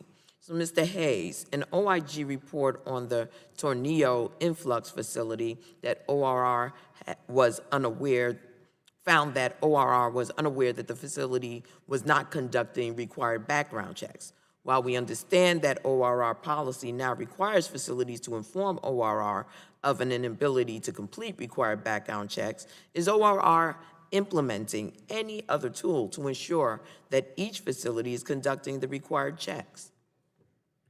Yes, Congressman, we are. We've issued two clarifications this calendar year, one in January and again in March, and I believe the OIG referenced that in their report, clarifying to our grantees the requirements for background checks and investigations of staff prior to coming on board to help care for these children. And how are you following up on that? I mean, because clearly there's a violation of that. Right, so we're continuing to follow up on that, and again, to the How? conversation I had with Ms. How Custer. is that being done? Yeah, we continue to do monitoring. We're increasing our monitoring team. And again, we do monitoring both here from DC, desk monitoring. We do on-site unannounced monitoring of our grantees, as well as week-long, very in-depth monitoring. We will Mr. continue Hayes, this. another report noted that ORR granted waivers to certain non-influx facilities, allowing these facilities to hire employees without conducting Child Protective Services checks. Instead, in these cases, ORR relied on an employee's self-certification that the employee had a clean child abuse and neglect history. Do you believe self-certifications are an adequate replacement for background checks in ensuring the health and safety of children? I would not support self-certification, and I'll just point out you're referencing the CAN checks, child abuse and neglect checks, and I think the OIG report also acknowledged that that is a challenge across the entire nation in regards to certain facilities and the access that states Well, and I federal think government you to have a that. very specific role here, right? We're not talking about every other instance, right? We're talking specifically about a humanitarian challenge, right? And so my question to you is whether you believe self-certification is adequate given the very special circumstances that we find ourselves in. Well, I want every single employee that works at our shelters that have access to children to have undergone an FBI background check, and I can assure you that that is the practice and the policies and procedures of ORR to ensure that the children are in a safe environment. So there is no self-certification? Not that I'm aware of. Okay. Ms. Maxwell, the OIG report indicates that the hirings that over half of the ORR facilities are facing challenges in hiring and retaining employees, including mental health clinicians and youth care workers. These reports point to hiring issues such as difficulties finding bilingual and qualified candidates, retention issues due to salaries, hours, and competing job opportunities. And your report indicates that these hirings and retention challenges can affect facilities' ability to meet ORR's required staffing ratios. How does an inability to meet these ratios affect the health and safety of unaccompanied children? Thank you for that question. You're right. We looked at the facility's compliance with the clinical ratios and found about 15 facilities were unable to meet the clinical ratios required by ORR in certain periods of time. And what we heard from the clinicians is that this results in large caseloads, and large caseloads certainly mean that they have challenges providing care that they would like to provide to all the children underneath their supervision. It appears that the issues that we've discussed today span across multiple facilities. So in your opinion, what should ORR do to improve its oversight of the facilities and their compliance? We make recommendations that ORR support the facilities in overcoming the challenges to hiring clinical professionals, screening them, as well as retaining them. And we also make recommendations that they think about the possibility of implementing maximum caseloads for these clinicians. Mr. Hayes, do you believe that your directorate is capable of doing this? I do, ma'am, and if I could share a few things of what we're working on and have already implemented at ORR. We're working on developing an intern program with colleges and universities in order to place interested students in our facilities, in our programs. With background checks? You're saying sorry, you what, want to ma'am? put interns into these facilities? No, working with colleges to identify interns that are working through the clinical field of education in order to educate them on what we do at ORR so that they might, after postgraduate, come and serve as at ORR because, again, there's a national shortage of clinical professionals. Obviously, I want to reiterate, any potential staff person that would have access to the unaccompanied alien children is expected to have undergone an FBI background check. Gentlelady's time's expired. Chair recognizes the yield back, gentleman Madam from Chair. Virginia, Mr. Griffith, for 5 minutes. Thank you, Madam Chair. Mr. Hayes, was there anything else you wanted to add on that? Yes, sir. Thank you, Congressman. I just want to add we're also working with additional funding for continuing education to our licensed clinicians as a retention strategy. We're working to expand our presence at job fairs. We've partnered with the National Child Traumatic Stress Network to develop a webinar series on trauma in UAC. And in April of this year, we also hired a board-certified adolescent adult psychiatrist in the Division of Health for Unaccompanied Children inside ORR. Again, to the OIG report, there is an overall nationwide shortage of licensed mental health professionals available, and that does prevent challenges or cause challenges at ORR as well. Continuing with you, Mr. Hayes, you know, we understand migration patterns are unpredictable. You previously testified that you are trying to expand your permanent bed capacity. Yes, sir. To account for some of these fluctuations and the influx of unaccompanied children. You asked for some flexibility. What kind of flexibility are you looking for? What do we need to do? So that's a great question, Congressman. I think one of the key components that is often missed is that whenever we want to have a state-licensed permanent shelter, the final say in that shelter going online and being able to accept children does not lie with the federal government. It lies with the state and local communities in which those shelters reside. And so, you know, I can give a few examples where we've had these smaller size shelters like Dr. Ruiz would like to see us have, which we would like to have as well.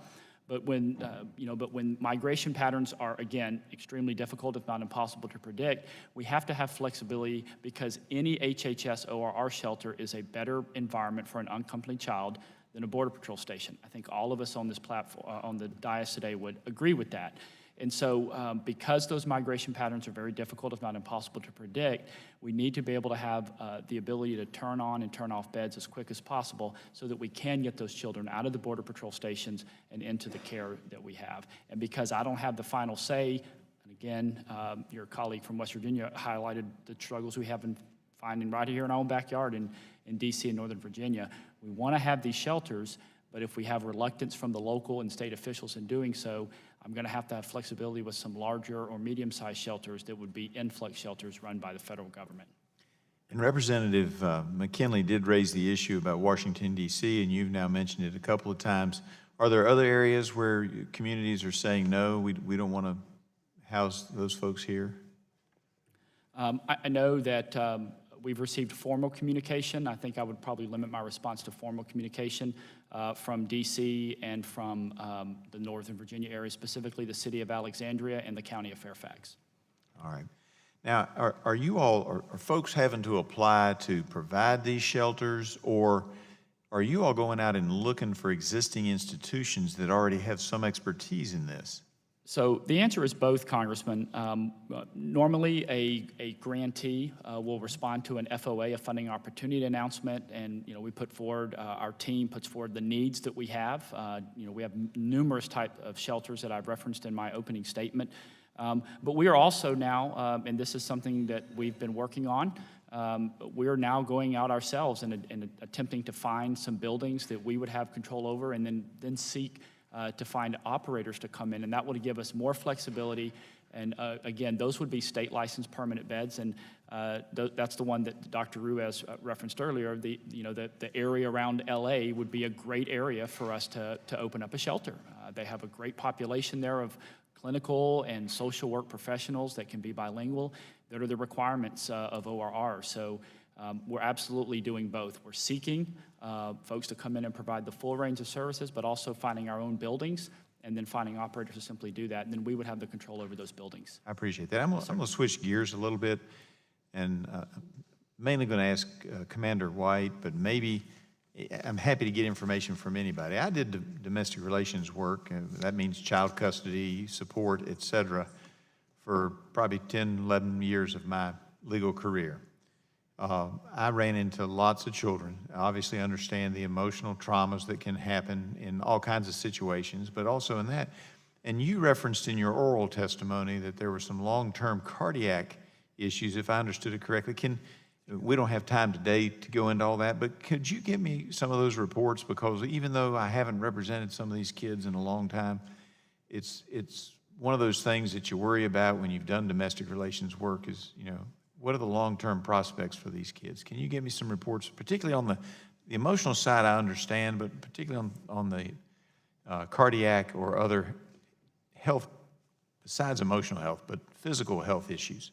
Absolutely, Congressman. So the body of current evidence around toxic stress, including the Shankman studies and the other works out of the Harvard Center on the Child, really does speak to the range of risks that children who experience sustained trauma and high levels of stress can have on a number of domains of lifelong health functioning. That would include many children in our domestic child welfare systems, which is where a lot of that research has been done.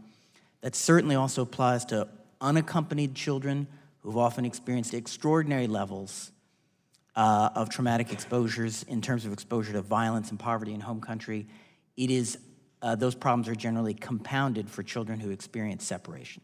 So yes, sir, we'll be glad to provide you that science. There you go. Gentleman's time's expired. Chair Knapp recognizes the chair of the full committee, Mr. Pallone, for 5 minutes. Thank you, Madam Chair. This past summer, we saw the disturbing reports of the conditions at a CBP facility in Clint, Texas, that held large numbers of unaccompanied children. Toddlers reportedly had to go without diapers, young children had to look after infants, and visitors reported a stench from the lack of showers and clean clothes. CBP officials will explain that its facilities were never meant to house children, and they're supposed to be quickly transferred to OR so that qualified child welfare experts can provide appropriate care. But clearly that broke down.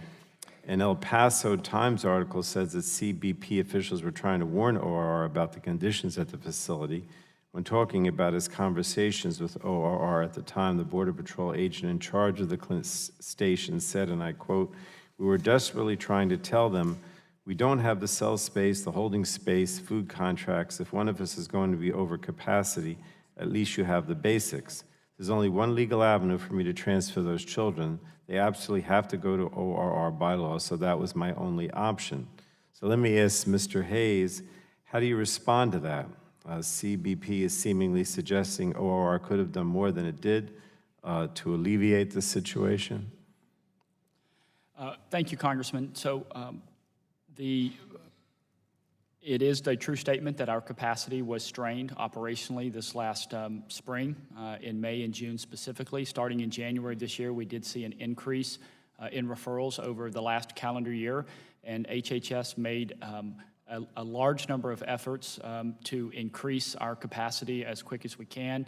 That's one of the flexibility options that I referenced earlier in talking with your colleague from Virginia, that we do need to have that flexibility, and we operated as best we could, again with a limited capacity. But I want to be clear that there wasn't a day that went by that we did not both discharge hundreds of children and also receive hundreds of children from CBP, even during the times of tight capacity in May and June. Well, the article I mentioned quotes another former Border Patrol official who said, and I quote, "HHS and ORR were not holding up their end of the deal. Border Patrol was moving thousands, and they were moving hundreds." So, Mr. Hayes, again, it sounds like the Border Patrol official is saying that HHS was well aware that the volume of the children would be increasing, but that HHS wasn't freeing up room fast enough by releasing the kids that had to sponsor it. So again, how do you respond to that official who said that ORR was not accepting the kids fast enough? Well, I would say two things. Number one, we did continue to accept kids every day. I'm not really sure what 1,000 kids the CBP would have been moving, because once we designate a child, ICE has the responsibility to bring those kids to us at HHS.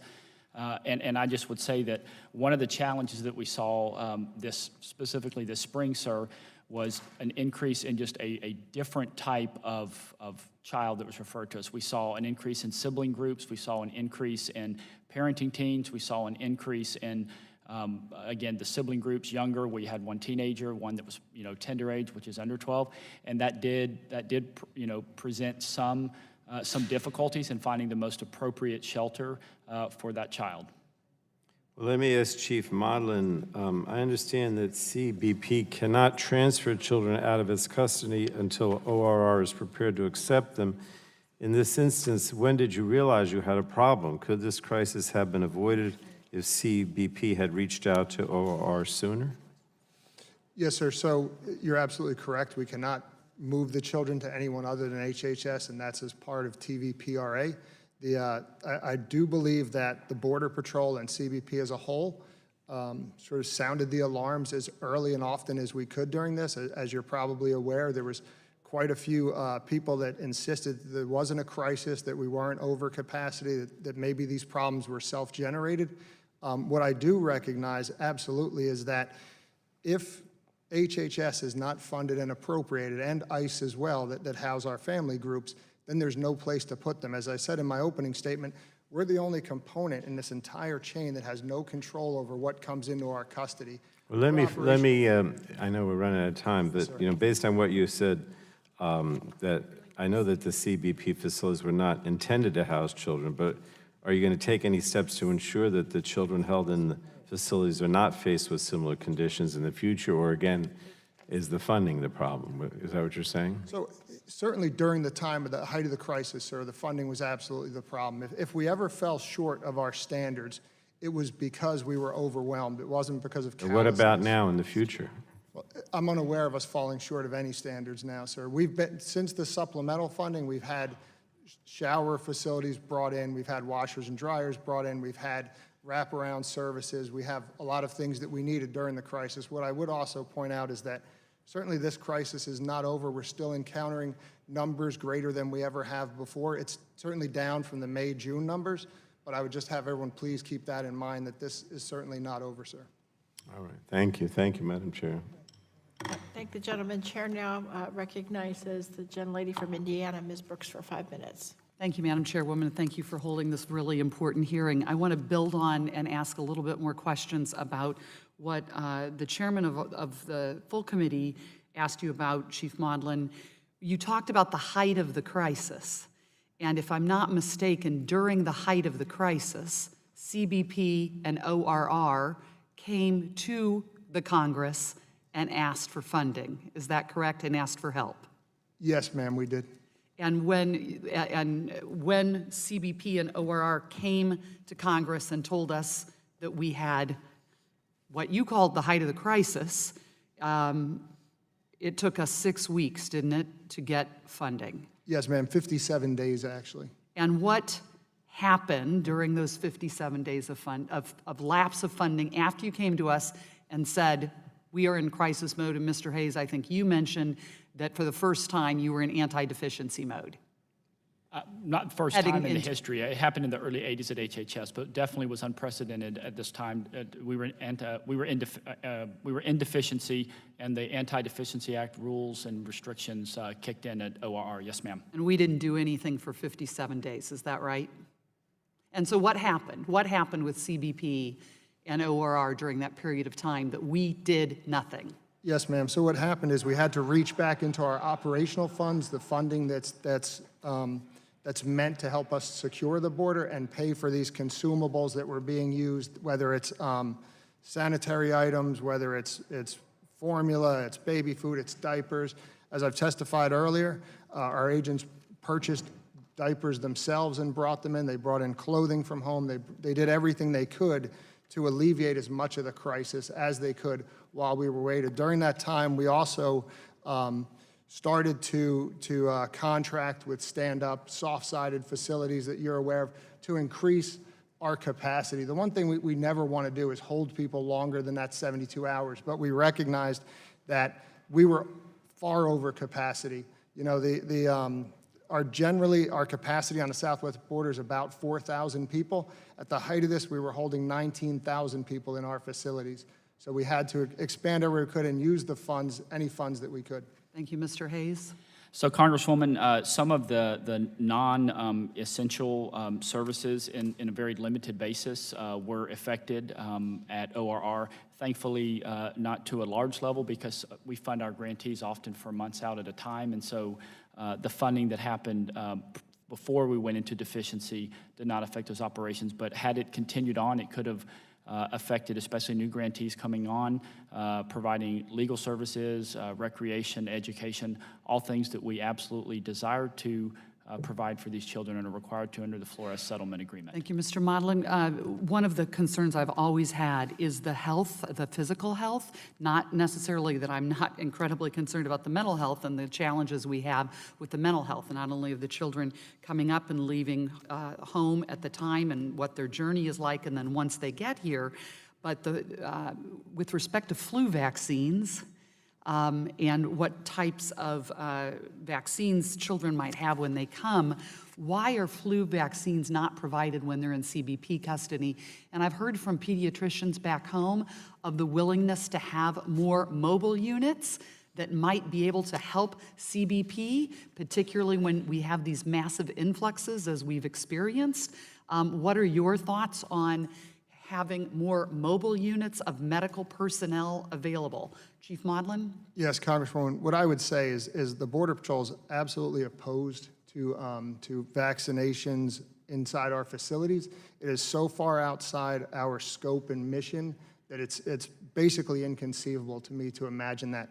We do not want to do anything that would increase the time that these vulnerable populations are in our facilities, whether that's by an hour, whether that's by 2 or 3 days. Where all this needs to take place is in the HHS facilities and facilities that are further down the immigration line where the comprehensive care and services can be coordinated, and the physicians at CBP agree. And Mr. Hayes, the issues around vaccines and the health, physical health of the kids? Yes, ma'am. So every time a child arrives at one of our shelters within 2 business days, they're required to undergo a full medical examination. We call it an IME, initial medical exam or examination. According to the American Academy of Pediatrics, we provide all the vaccinations as age appropriate to each child. And for any child that is 6 months age or older, we also give them the flu vaccine. Again, each doctor has discretion in regards to that, though. Thank you. And Madam Chairwoman, I would just like to share that I have also visited the Texas border. I visited a ORR facility in Bristow, Virginia. I visited a new service coming on board in Indianapolis. And one of the things that I heard, which is very troubling, is that part of the reason children are transported in the middle of the night, which people may not realize they're being transported in the middle of the night, it's because our citizens are attacking and chastising ICE and CBP and others and ORR employees who are moving them and who are trying to care for them.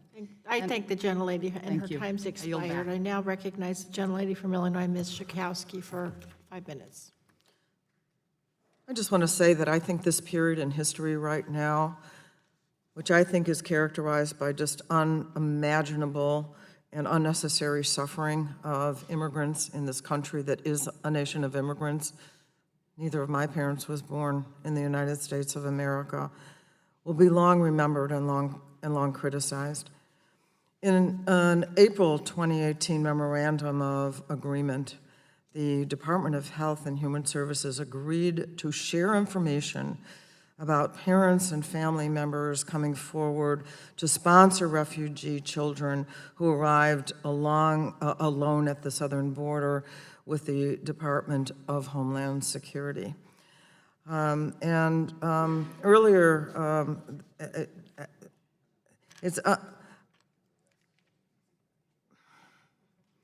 this cruel and harmful policy sparked fear in many potential spouses, people who are afraid to come forward. I had an incident at the airport in Chicago on a problem kind of like this.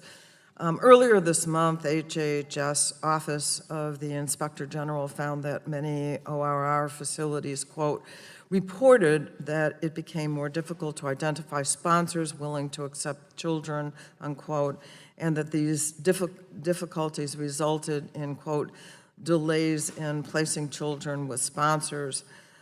These delays caused the average length of stay for children to skyrocket to 93 days in November of 2001. And I wanted to ask you, Mr. Hayes, has ORR considered withdrawing entirely from that MOA? And if not, why? Yep. I would answer that question in two ways, ma'am. Number one, I think it's important to note that there are certain components to the MOA that we consider very valuable. Referral information that is learned by DHS after the child comes to ORR care. That's information that we would want to be shared, and so that's a information sharing happens. It also memorialized abuse reporting to DHS that HHS might learn about after the child comes into our care. In regards to the negative impact on the average length of care, I became acting director at the very end of November of last year, and a few weeks later, on December 18th, we issued, with my approval, the very first of 4 operational directives that sought to deal with the basically the negative child welfare implications that an increase in length of care was affecting. That allowed us to discharge some 8,000 children in about 30 days. Additionally, in March of this year, we issued a second operational directive that ended the fingerprinting of moms and dads that were already here seeking to sponsor the children. These are not separations. These are moms and dads that were already here. Unless there was a red flag during the public records check, then we would do additional checking. Thank you. Yes, ma'am. So, yeah. Okay. Ms. Maxwell, let me just say how appreciative I am of the OIG report, and I think it documents so many of the harmful effects of the policies that we have. And what effects do longer length of stays have on ORR facilities' ability to provide adequate health and mental health care to children in custody? Thank you for that question. We heard a lot about that from the frontline physicians and clinicians that work with these children, and they said that it has a negative effect on their behavior as well as their mental health, and that they saw that children's mental health deteriorated the longer that they were in care, which is why the OIG recommends that ORR look at all current policies with an eye towards trying to figure out if there's anything in there that still negatively impacts the ability to release children in a timely way. Thank you. What concerns and challenges did the clinicians and providers report with regard to treating children in ORR care, especially those who had been separated from their parents? The clinicians told us that working with children who had been separated from their parents was more challenging than the population they were used to serving who were unaccompanied as they came across the border. They noted that these children experienced greater sense of fear, abandonment, post-traumatic stress, and that in many cases they were unable to distinguish the federal employees that had separated them from the federal employees who were trying to help them. And these are long-term effects, right? That is my Or can understanding be from the long-term clinical effects. research, yes. Thank you. I yield back. Chair now recognizes the gentleman from South Carolina, Mr. Duncan, for 5 minutes. Thank you, Madam Chair.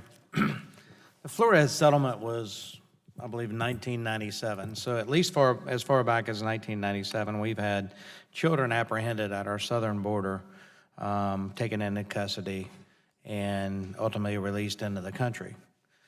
In 2011, we saw the beginning, I believe, of the modern unaccompanied children migration into this country. Spiked again in 2014. In fact, I remember having a conversation with President Obama at the Summit of the Americas in Panama in April of 2015. I've got a great picture of it. He and I talking about this issue. And I surprised him because I told him I probably agreed with their administration more than some of my Republican colleagues about increased money going to the Northern Triangle countries to take care of the problem there. I remember that conversation vividly. But to listen to the other side, you would think that the problem of unaccompanied children come to our border and the separation of children from the adults that they are with only happened with the election of Donald J. Trump. No, it's been going on. The past administration, this administration, and as far back as 1997. What concerns me, what I said in the February hearing, and I'll say again today, is that every adult accompanying a child at the border isn't their parent. Human trafficking is real in this world, and it is happening along our southern border, not only with women sold into sex slavery, other types of human trafficking, but also child trafficking, and possibly child sex trafficking that's unfathomable. So when a child shows up at a CBP facility or apprehended by officers out in the desert, and that child is accompanied by an adult, I think it's very important that our nation tries to determine who that adult is and what situation that child might be in. Now, there are a lot of situations where family units come and the children are with their parents. But you don't know that by looking at them after they've come across the desert with dirt and sweat, stained faces. It's important for the health and well-being of that child for us to separate that child from that adult and figure out whether that's their parent or whether that's a coyote bringing them across the border or a trafficker hoping to sell that child into some form of slavery. So I appreciate this nation taking the well-being of that child into consideration and determining who that adult is with that child.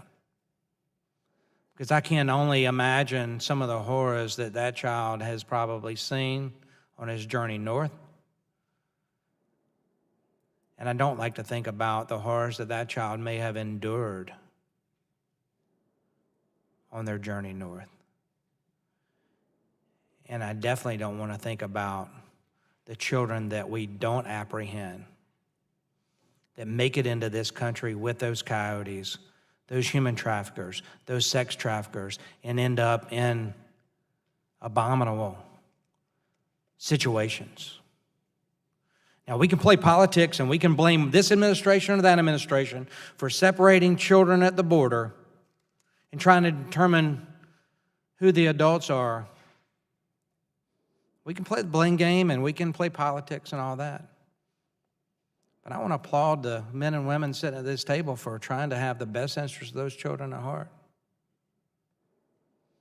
Now, the question I have for Mr. Hayes, how do we get DNA testing in this so that we can more rapidly determine the familiar relationship between that child and that adult they're with, or the lack thereof, so that we can prosecute that human trafficker? But if they are related, how can we more rapidly reunite those families? So, Congressman, thank you for that question. ORR does not use DNA testing en masse. We did use it, and I would defer to my colleague, Commander White, in some of the reunification efforts that were, under the court order deadline last summer. It was very different from the normal ORR policies and procedures. I also think my colleagues at CBP could probably address some of what they do on the spot. I know I've had reports that's happening, and there's increasing in that. I'm out of time, and maybe the chairwoman will let them answer, but I will say this. I think the goal, all of us, is to make sure that those families are reunited as soon as possible. Madam Chair, I'll yield back. Thank you. Chairman yields back. Chair now recognizes the gentlelady from Florida, Ms. Castor, for 5 minutes. Well, thank you, Madam Chair, and thank you for your efforts to shine a light on this, because this new report chronicles the harm inflicted on children due to the cruel policy of family separation instituted by the Trump administration.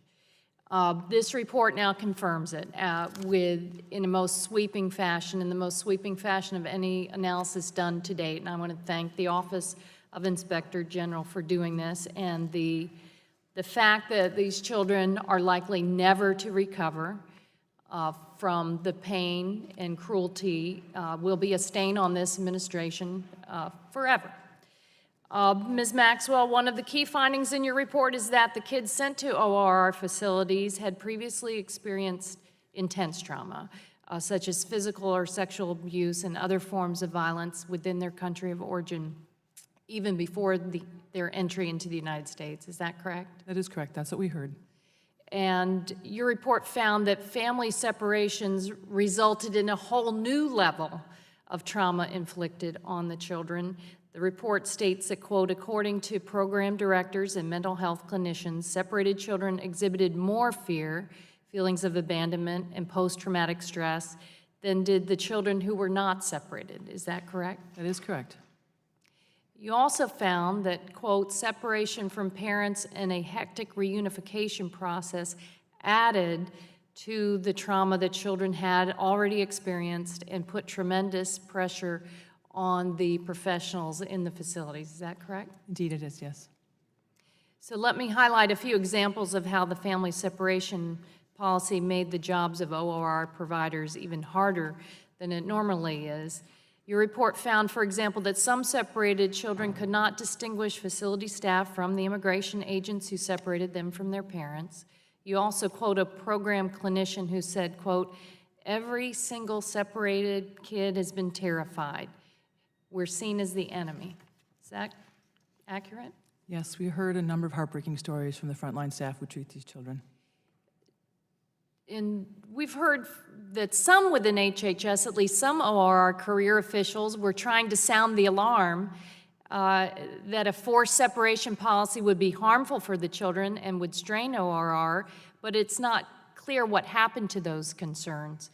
Given that these concerns prove valid, are there lessons for HHS leadership about why these warnings, either within the department or outside the department, were not taken more seriously?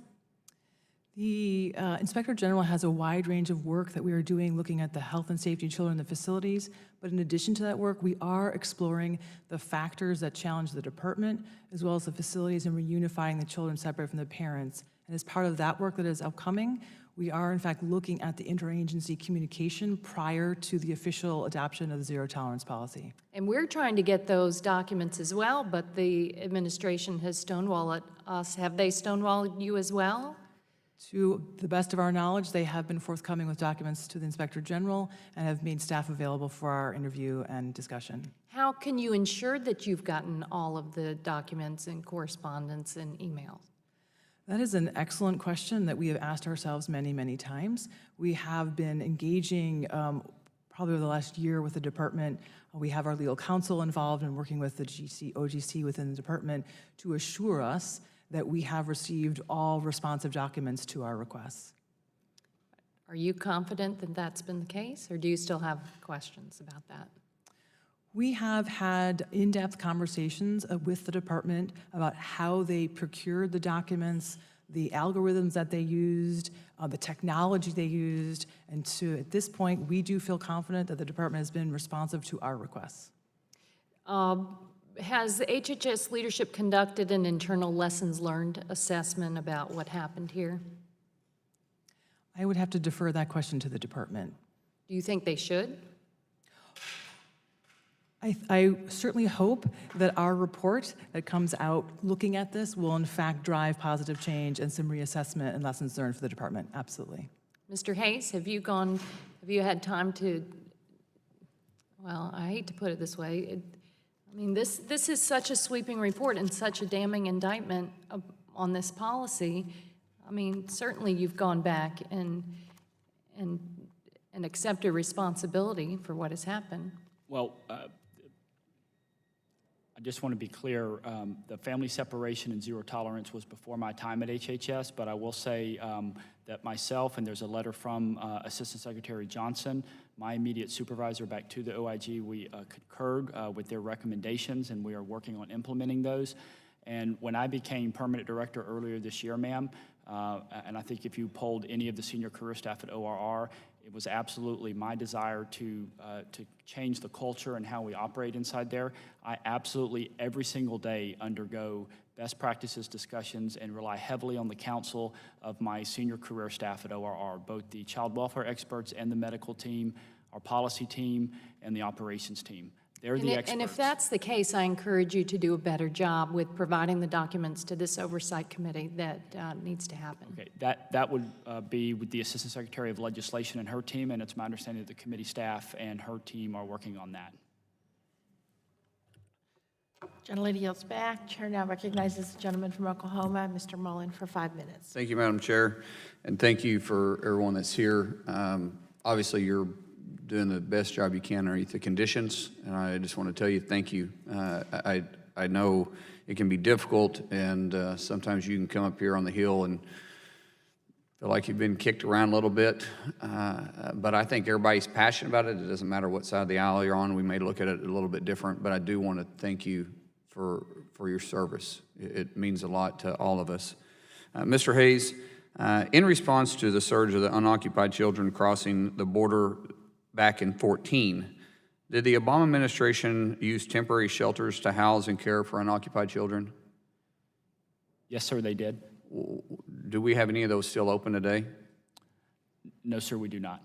I thought Homestead in Florida was stood up. Homestead was selected as a site, and the provider was sometime in very late 2015, sir. In 2015? Yeah, December, I believe. But it was still underneath the Obama administration that it was stood up, though. That is correct. In the last administration, the site and provider was chosen at Homestead, December 2015. And that was specifically in response to the unoccupied children in the surge of 14? That is correct. Okay. It was brought on as an influx shelter, Congressman. Just making sure I was clear on there. Commander White, what was the policy during the Obama administration of to determine if the children were indeed with their parents or family members when they were crossing the border? So the determination as to whether a child is accompanied by a parent or is unaccompanied is a DHS determination, not an HHS determination, unfortunately. Well, you stated that you was raising flags about the zero tolerance policy. So that will tell you that there must have been some separation that was taking place before the zero tolerance policy came into place underneath the Trump administration. But was there separation taking place underneath the Obama administration?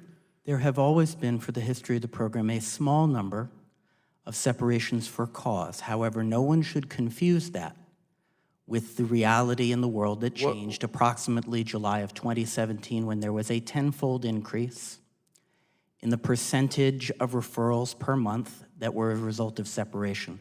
That in turn further increased with the formal announcement of ZTP. What was the reasoning behind the zero tolerance? That is a question you'd have to submit to the Department of Justice. I wasn't in that conversation.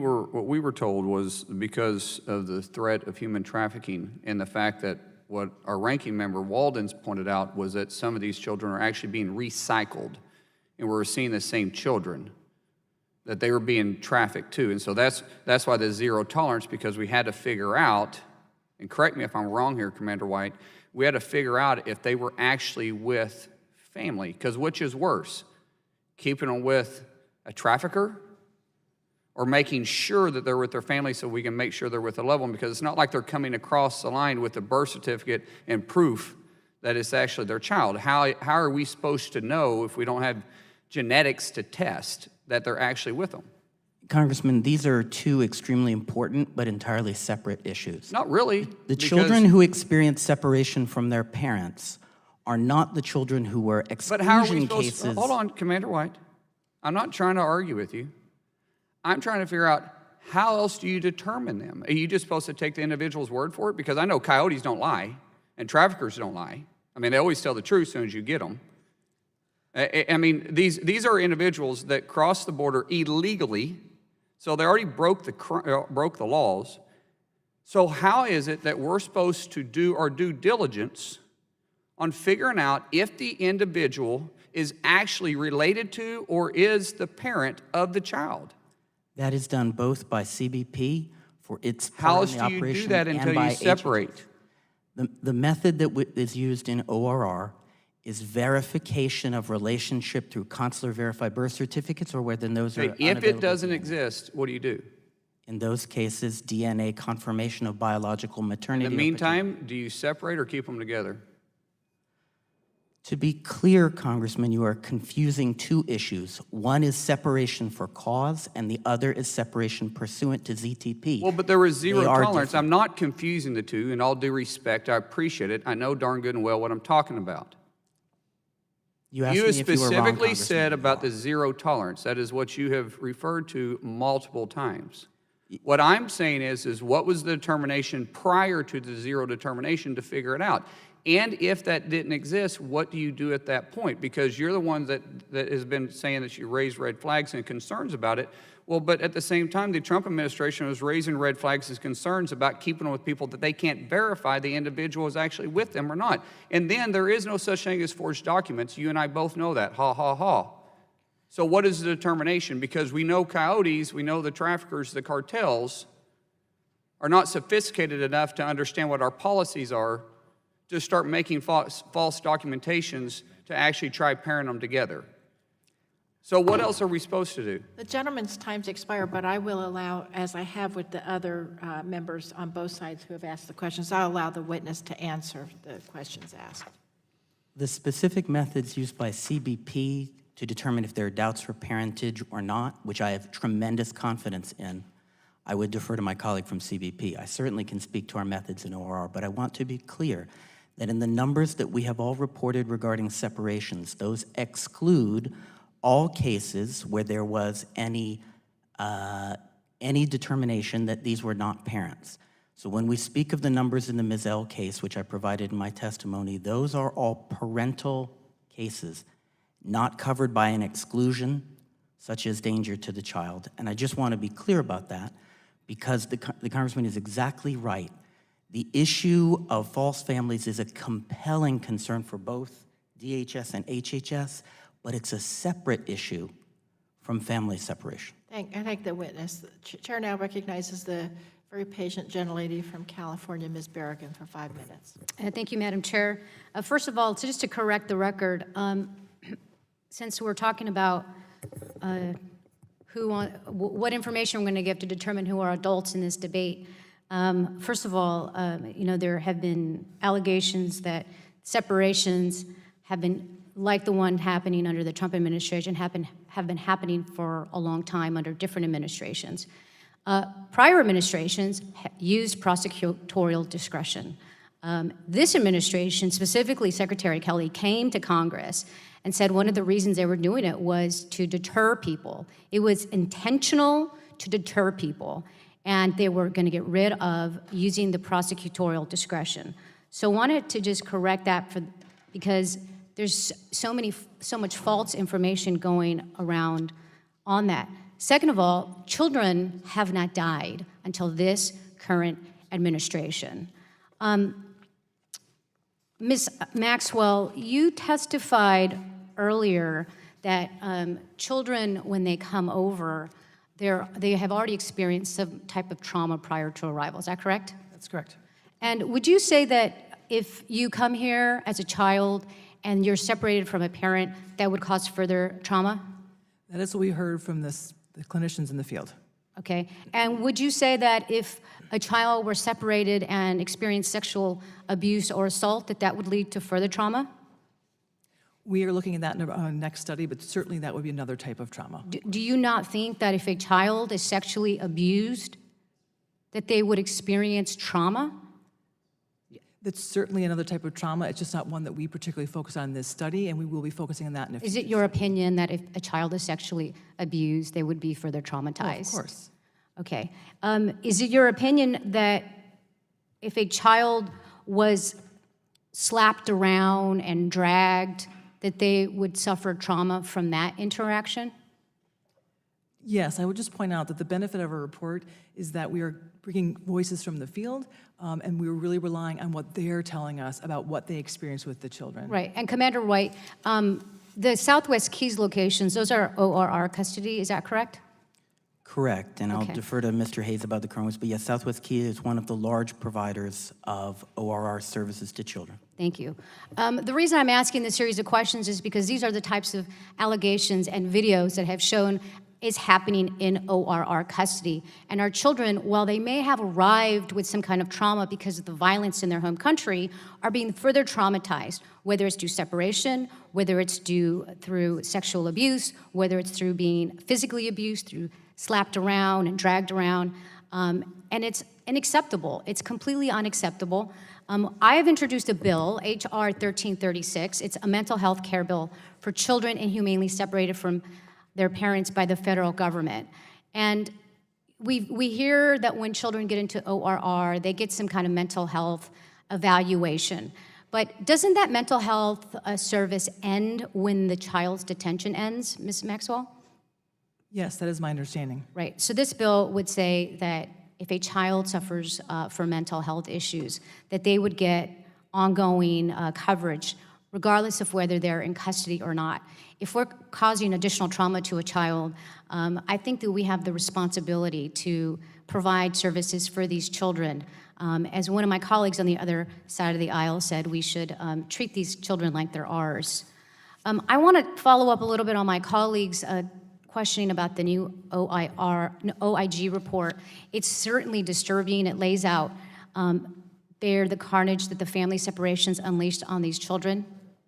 HHS claimed innocence in the family separation crisis and has said it did not know about the policy, but the committee has obtained multiple documents that demonstrate this isn't quite the full story. ORR career staff were sounding the alarm bells to HHS leaders nearly a year before the administration's cruel zero tolerance policy was enacted. We obtained a July 2017 memo from HHS that in the document binder, that's in the document binder that all of you have. In that memo, nearly a year before family separations began, Commander White warned of family separations that were to be implemented. That's tab number 2 in the binder. In September 2017, HHS staff again referred to a new DHS policy to separate families. That's binder document 6. And leaders within HHS were also talking about family separation policies. In November 2017, still well before the zero tolerance policy was enacted, Eric Hargan, the then acting secretary who now serves as deputy secretary, requested a briefing on family separations, tab 10. We even have emails from Mr. Hayes' predecessor, Scott Lloyd, the then director of ORR, who said that ORR noticed CBP was separating families before zero tolerance and ORR was tracking it. ORR and HHS leadership either saw this coming or should have seen this coming, and because HHS leadership ignored these warnings, the worst fears were realized. Mr. Hayes, just a quick question. I understand you were not in your position at the time, but if you had received these warnings in the year leading up to zero tolerance, what would you have done with that information? If I receive any information from my senior career staff that raises child welfare concerns, I would share those with my immediate supervisor, Assistant Secretary Lynn Johnson. Thank you. I yield back. Gentleman's time's expired. Chair now recognizes the gentleman from California, Mr. Cardenas, for 5 minutes. Thank you very much, Madam Chairwoman and colleagues, for having this incredibly important hearing on an issue that affects human beings who have come to our country in many, many, many cases to flee violence and in some cases almost certain death. And I hope and pray that we all learn from this, both as practitioners in the field and also as policymakers as well, as to what should be our path forward to making sure that we respect not only the Constitution, but we respect the human beings that are in our custody and in our care. When it comes to traumatic consequences on children's mental health, and it's not just the HHS or OIG that has come to this conclusion, it seems to be a universal understanding and belief based on science and fact. That's why we have protections under the Florida settlement to prevent children from being indefinitely detained. Despite those protections, the Trump administration has issued a rule that would essentially dismantle Flores and permit DHS to detain children and families beyond the current 20-day limitation. Ms. Maxwell, in the recently released HHS OIG report, your office notes, and I'll quote, "Children with longer stays experienced more stress, anxiety, and behavioral issues."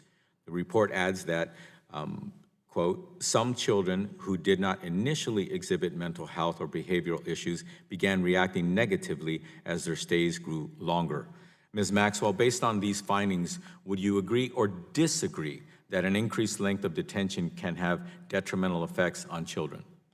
Certainly, as it respects to our report, we showed that length of stay has a negative effect on children's well-being. I'll just note that our focus was on ORR facilities, and the detention policy you're referencing is for immigration detention centers. So our report speaks only to once they have already gone from the detention center.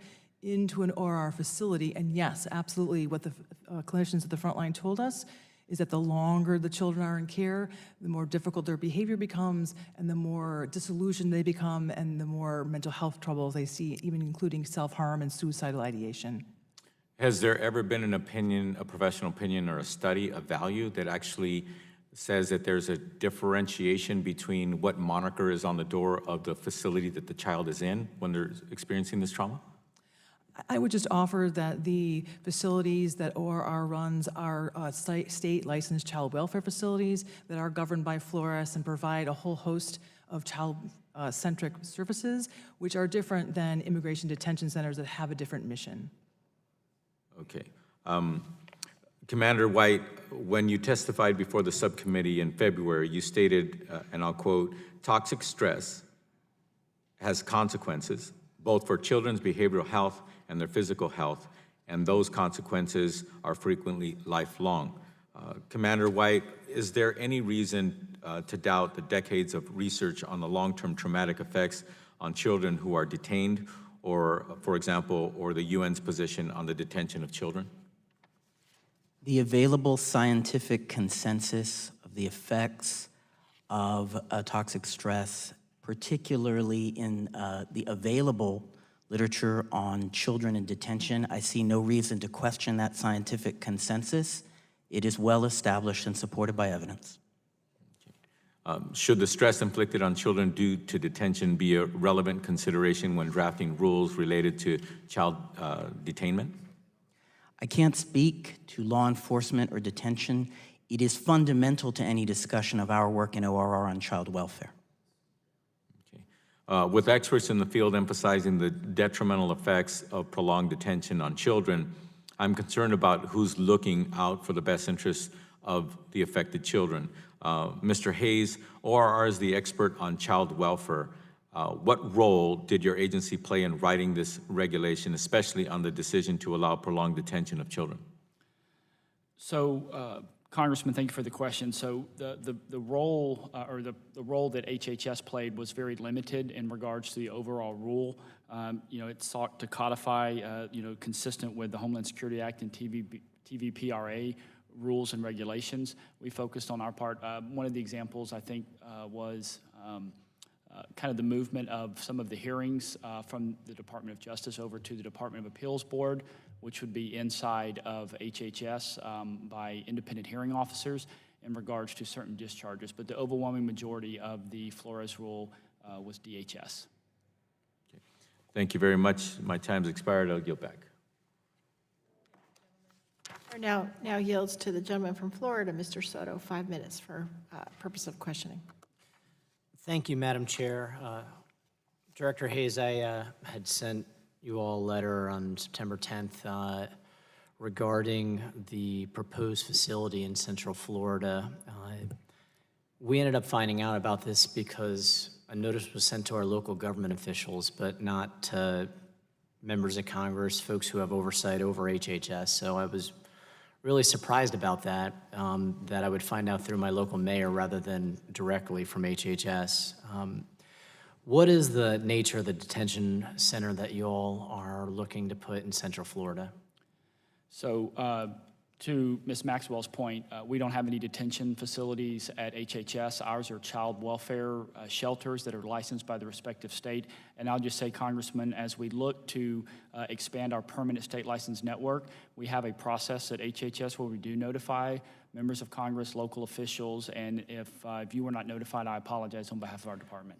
So what is the nature of the facility, generally speaking, that you're looking to locate in Central Florida? Absolutely, sir. So we're looking at a number of sites in conjunction with the GSA to identify some smaller to medium-sized facilities where we can, again, with prior interactions that I've had with your colleagues on the platform today, where we want to, again, expand our state licensed permanent network. We're looking to own or lease some of those buildings ourselves, which is a kind of change of how we operate at HHS in order to give us more control over the capacity. And then we, in turn, find operators to come in and run those as the child welfare folks within each of those shelters. So, yes, sir, Central Florida is an area, given the population, the bilingual nature of a lot of the constituents there, the educational opportunities in order to bring both youth care workers and clinicians on board.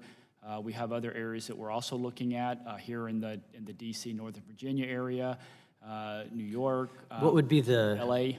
the age group of the refugees who would be housed there? You know, it's really too early to say because, again, we have a large number of different types of shelters we're looking at. I will say this, sir, the majority of the children in our care at ORR are teenagers, and 13 to 17, and the majority of those are male. But we do need, again, specialty beds for parenting teens, sibling groups, you know, pregnant mothers that will deliver while in our care. And so, you know, so we need a broad array of different type of shelters and beds in order to timely receive these children from CBP so we can care for them. So you anticipate this center could be used to house children as well as adults based upon your current Absolutely not, strategy? sir. HHS does not have any authority to house adults. These would be, when I say a parenting So for team, children I'm or sorry. for women who are pregnant and having children? Yeah, let me clarify that, sir. I apologize. In that case, we are talking about 2 unaccompanied alien children. The mother herself is a child that is under the age of 18 and is unaccompanied, and either the child that she has with her or the child that she would deliver would also be a UAC. So we would keep them together. Well, I'd be remiss if I didn't mention the strong opposition locally to putting a center there. I want to turn also to Homestead next. Yes, sir. You know, I was welcome to headlines today about ORR spending $33 million so far since that facility has been vacated. Why hasn't this facility been closed yet? So that's a good question, Congressman. I welcome the opportunity to expand on the article that I think left out a lot of key facts and even misconstrued some things. Number one, there have not been any children there since August 3rd. That is an accurate statement. Shortly thereafter, we did reduce the number of staff and the supportable census from 2,700 down to 1,200. And in coordination with my planning and logistics team, again, senior career staff whose counsel I value significantly at ORR, and the fact that these migration numbers are difficult, if not impossible, to predict, those 1,200 beds are something that we wanted to be able to have quick access to in the event of an emergency, because a UAC is better off in any HHS facility as opposed to a Border Patrol station. We also had asked when that facility was at least in part shuttered, where the children who were staying there went. 70% we were informed were reunited, but we never got a response on where the rest of these children were sent to. I'm getting, to this date, requests from my constituents to know the details of this because it happened in our state. And again, a deeply unpopular program and a deeply unpopular center because it's against a lot of our values in immigration. And I realize you're here to manage it and not direct that policy. But will you commit to me today to get us a response on where the rest of the 30% of the children ended up being relocated to? I won't commit to the specifics out of privacy and concerns and respect for the children, but I will say that the majority of them that were transferred to other sites within ORR's network, sir, were either due to medical reasons or they simply don't have identifiable sponsors here in the United States, and therefore they could not be discharged to family like you said. In fact, I think it ended up being actually more than 80% of them were discharged to family members. Well, without names, it would be great to get at least the statistics on where these kids went so I could respond to constituent questions about this. We've put those numbers forward, sir, and I believe they've been shared with the media, so I don't see any reason why the Assistant Secretary for Legislation and her team couldn't get those to you in a timely fashion. Thank you, and I yield back. Thank you, sir. Gentleman yields back. Chair now recognizes the ranking member for any closing remarks he might have. Thank you very much. So we're not doing questions, just closing remarks, right? Well, you can do questions. Okay. So, It's your time. well, I'll just close. So it's important that we do this and have oversight, and we know that there's been issues at the border. There has been crisis at the border. I know, and I know what my friend Mr. McKinley was talking about. People were even before the House, and there's not a crisis at the border, and the media not a crisis at the border, and there was. And so we need to do oversight. It's our job as members of Congress to make sure that things that in our jurisdiction, we have the oversight to look forward. And one, to see what was the problem, how do we solve the problem, and how can Congress help solve the problem. But the one thing that you want to see is that people are trying to address the problem and not just let it linger until Congress steps in and does something. And I think today, hopefully people see that there is a big effort to make sure the problems that have happened at the BP facilities, at getting them into ORR, tracking, or not tracking, but understanding the data between the children, is really being addressed. So I really appreciate that. I think also we need to look at a mirror. I think that we're talked about 72 hours, we talked about 50 days, and how long is too long. I thought it was a little over 6 weeks, but I think, Chief, you said 57 days from the time you requested supplemental funding until the time it was approved by Congress? Yes, sir, 57 days. And I'm not one to say we should have done it on day one. Congress has its duty to do due diligence and make sure any budget request, particularly of that size, is appropriate. But if we remember what happened in the spring, it was brought forward. We went through the spring, and all this, and we had different debates on the floor and appropriations bills as Republicans tried motions to recommit. The appropriate chairman and people on the appropriations committee said, we know it's important, we're going to do it, but not here, not here, not here. It kept lingering to the point where a group of Republicans would hold time on the floor every day in June to try to do different tactics to try to bring it to the attention. And it took to right before the break for 4th of July for us to get a bill that you say has made a major difference at the border. So I think 57 days, 72 hours is we want to get them out of your facility sooner than 72 hours. We want them out of your facility sooner than 50. But 57 days is way too long for Congress to do its job, to give you the resources you need to make the improvements that you have made. And we appreciate that, and I appreciate you being here. And we still have a lot of work to do, and we're willing to work with you to do it. And I yield back. Thank you, gentlemen.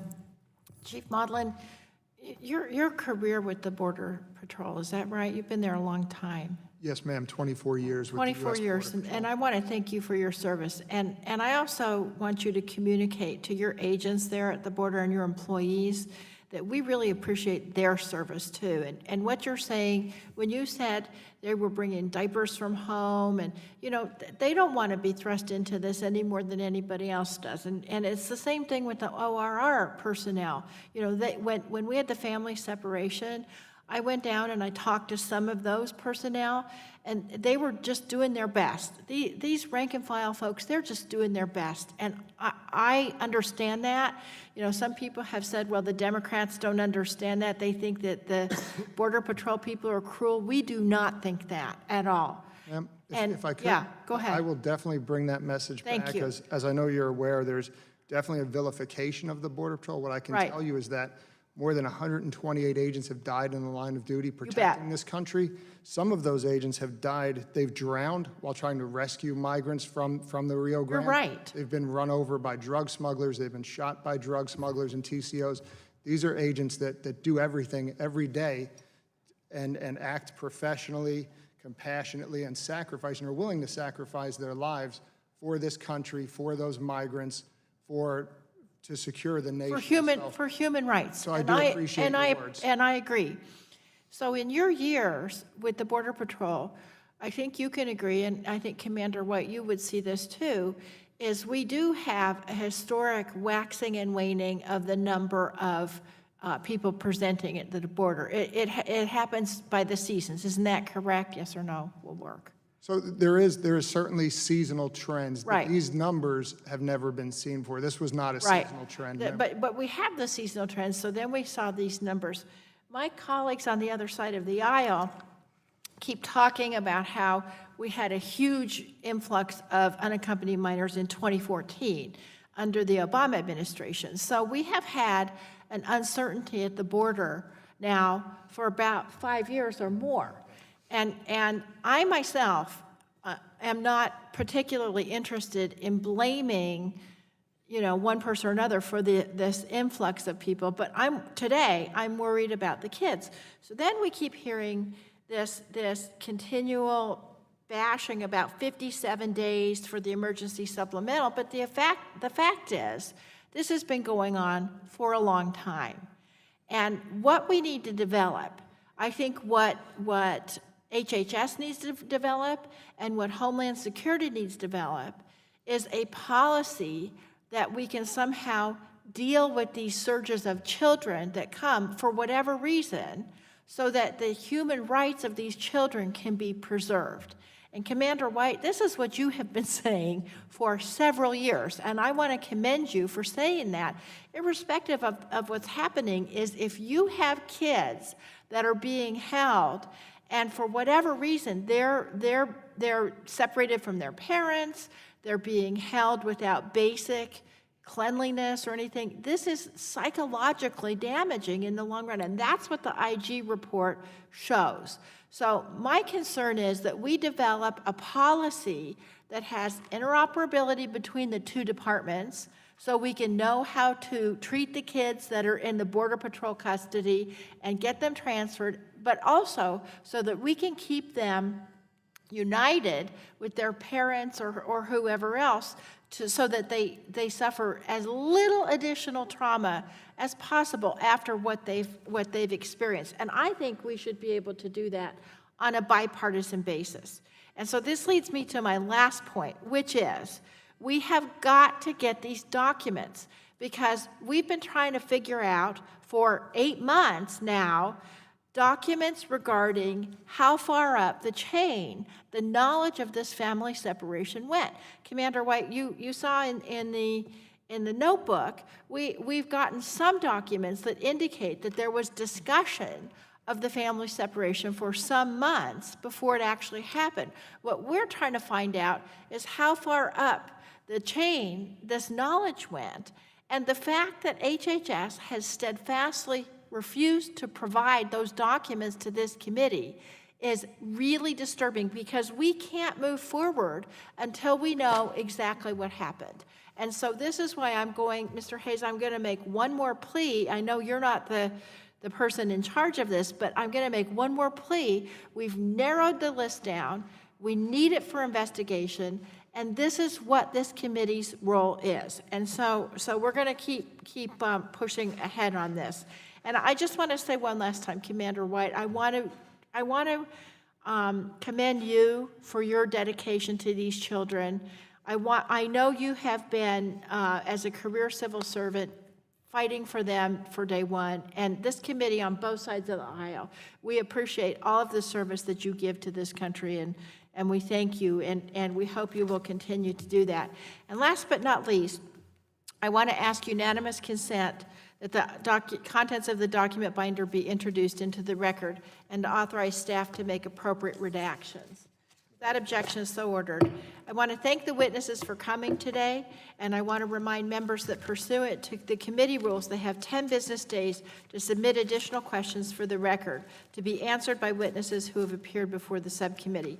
I ask that the witnesses agree to respond promptly to such questions, and with that, the subcommittee is adjourned. Thank you. All right, good job.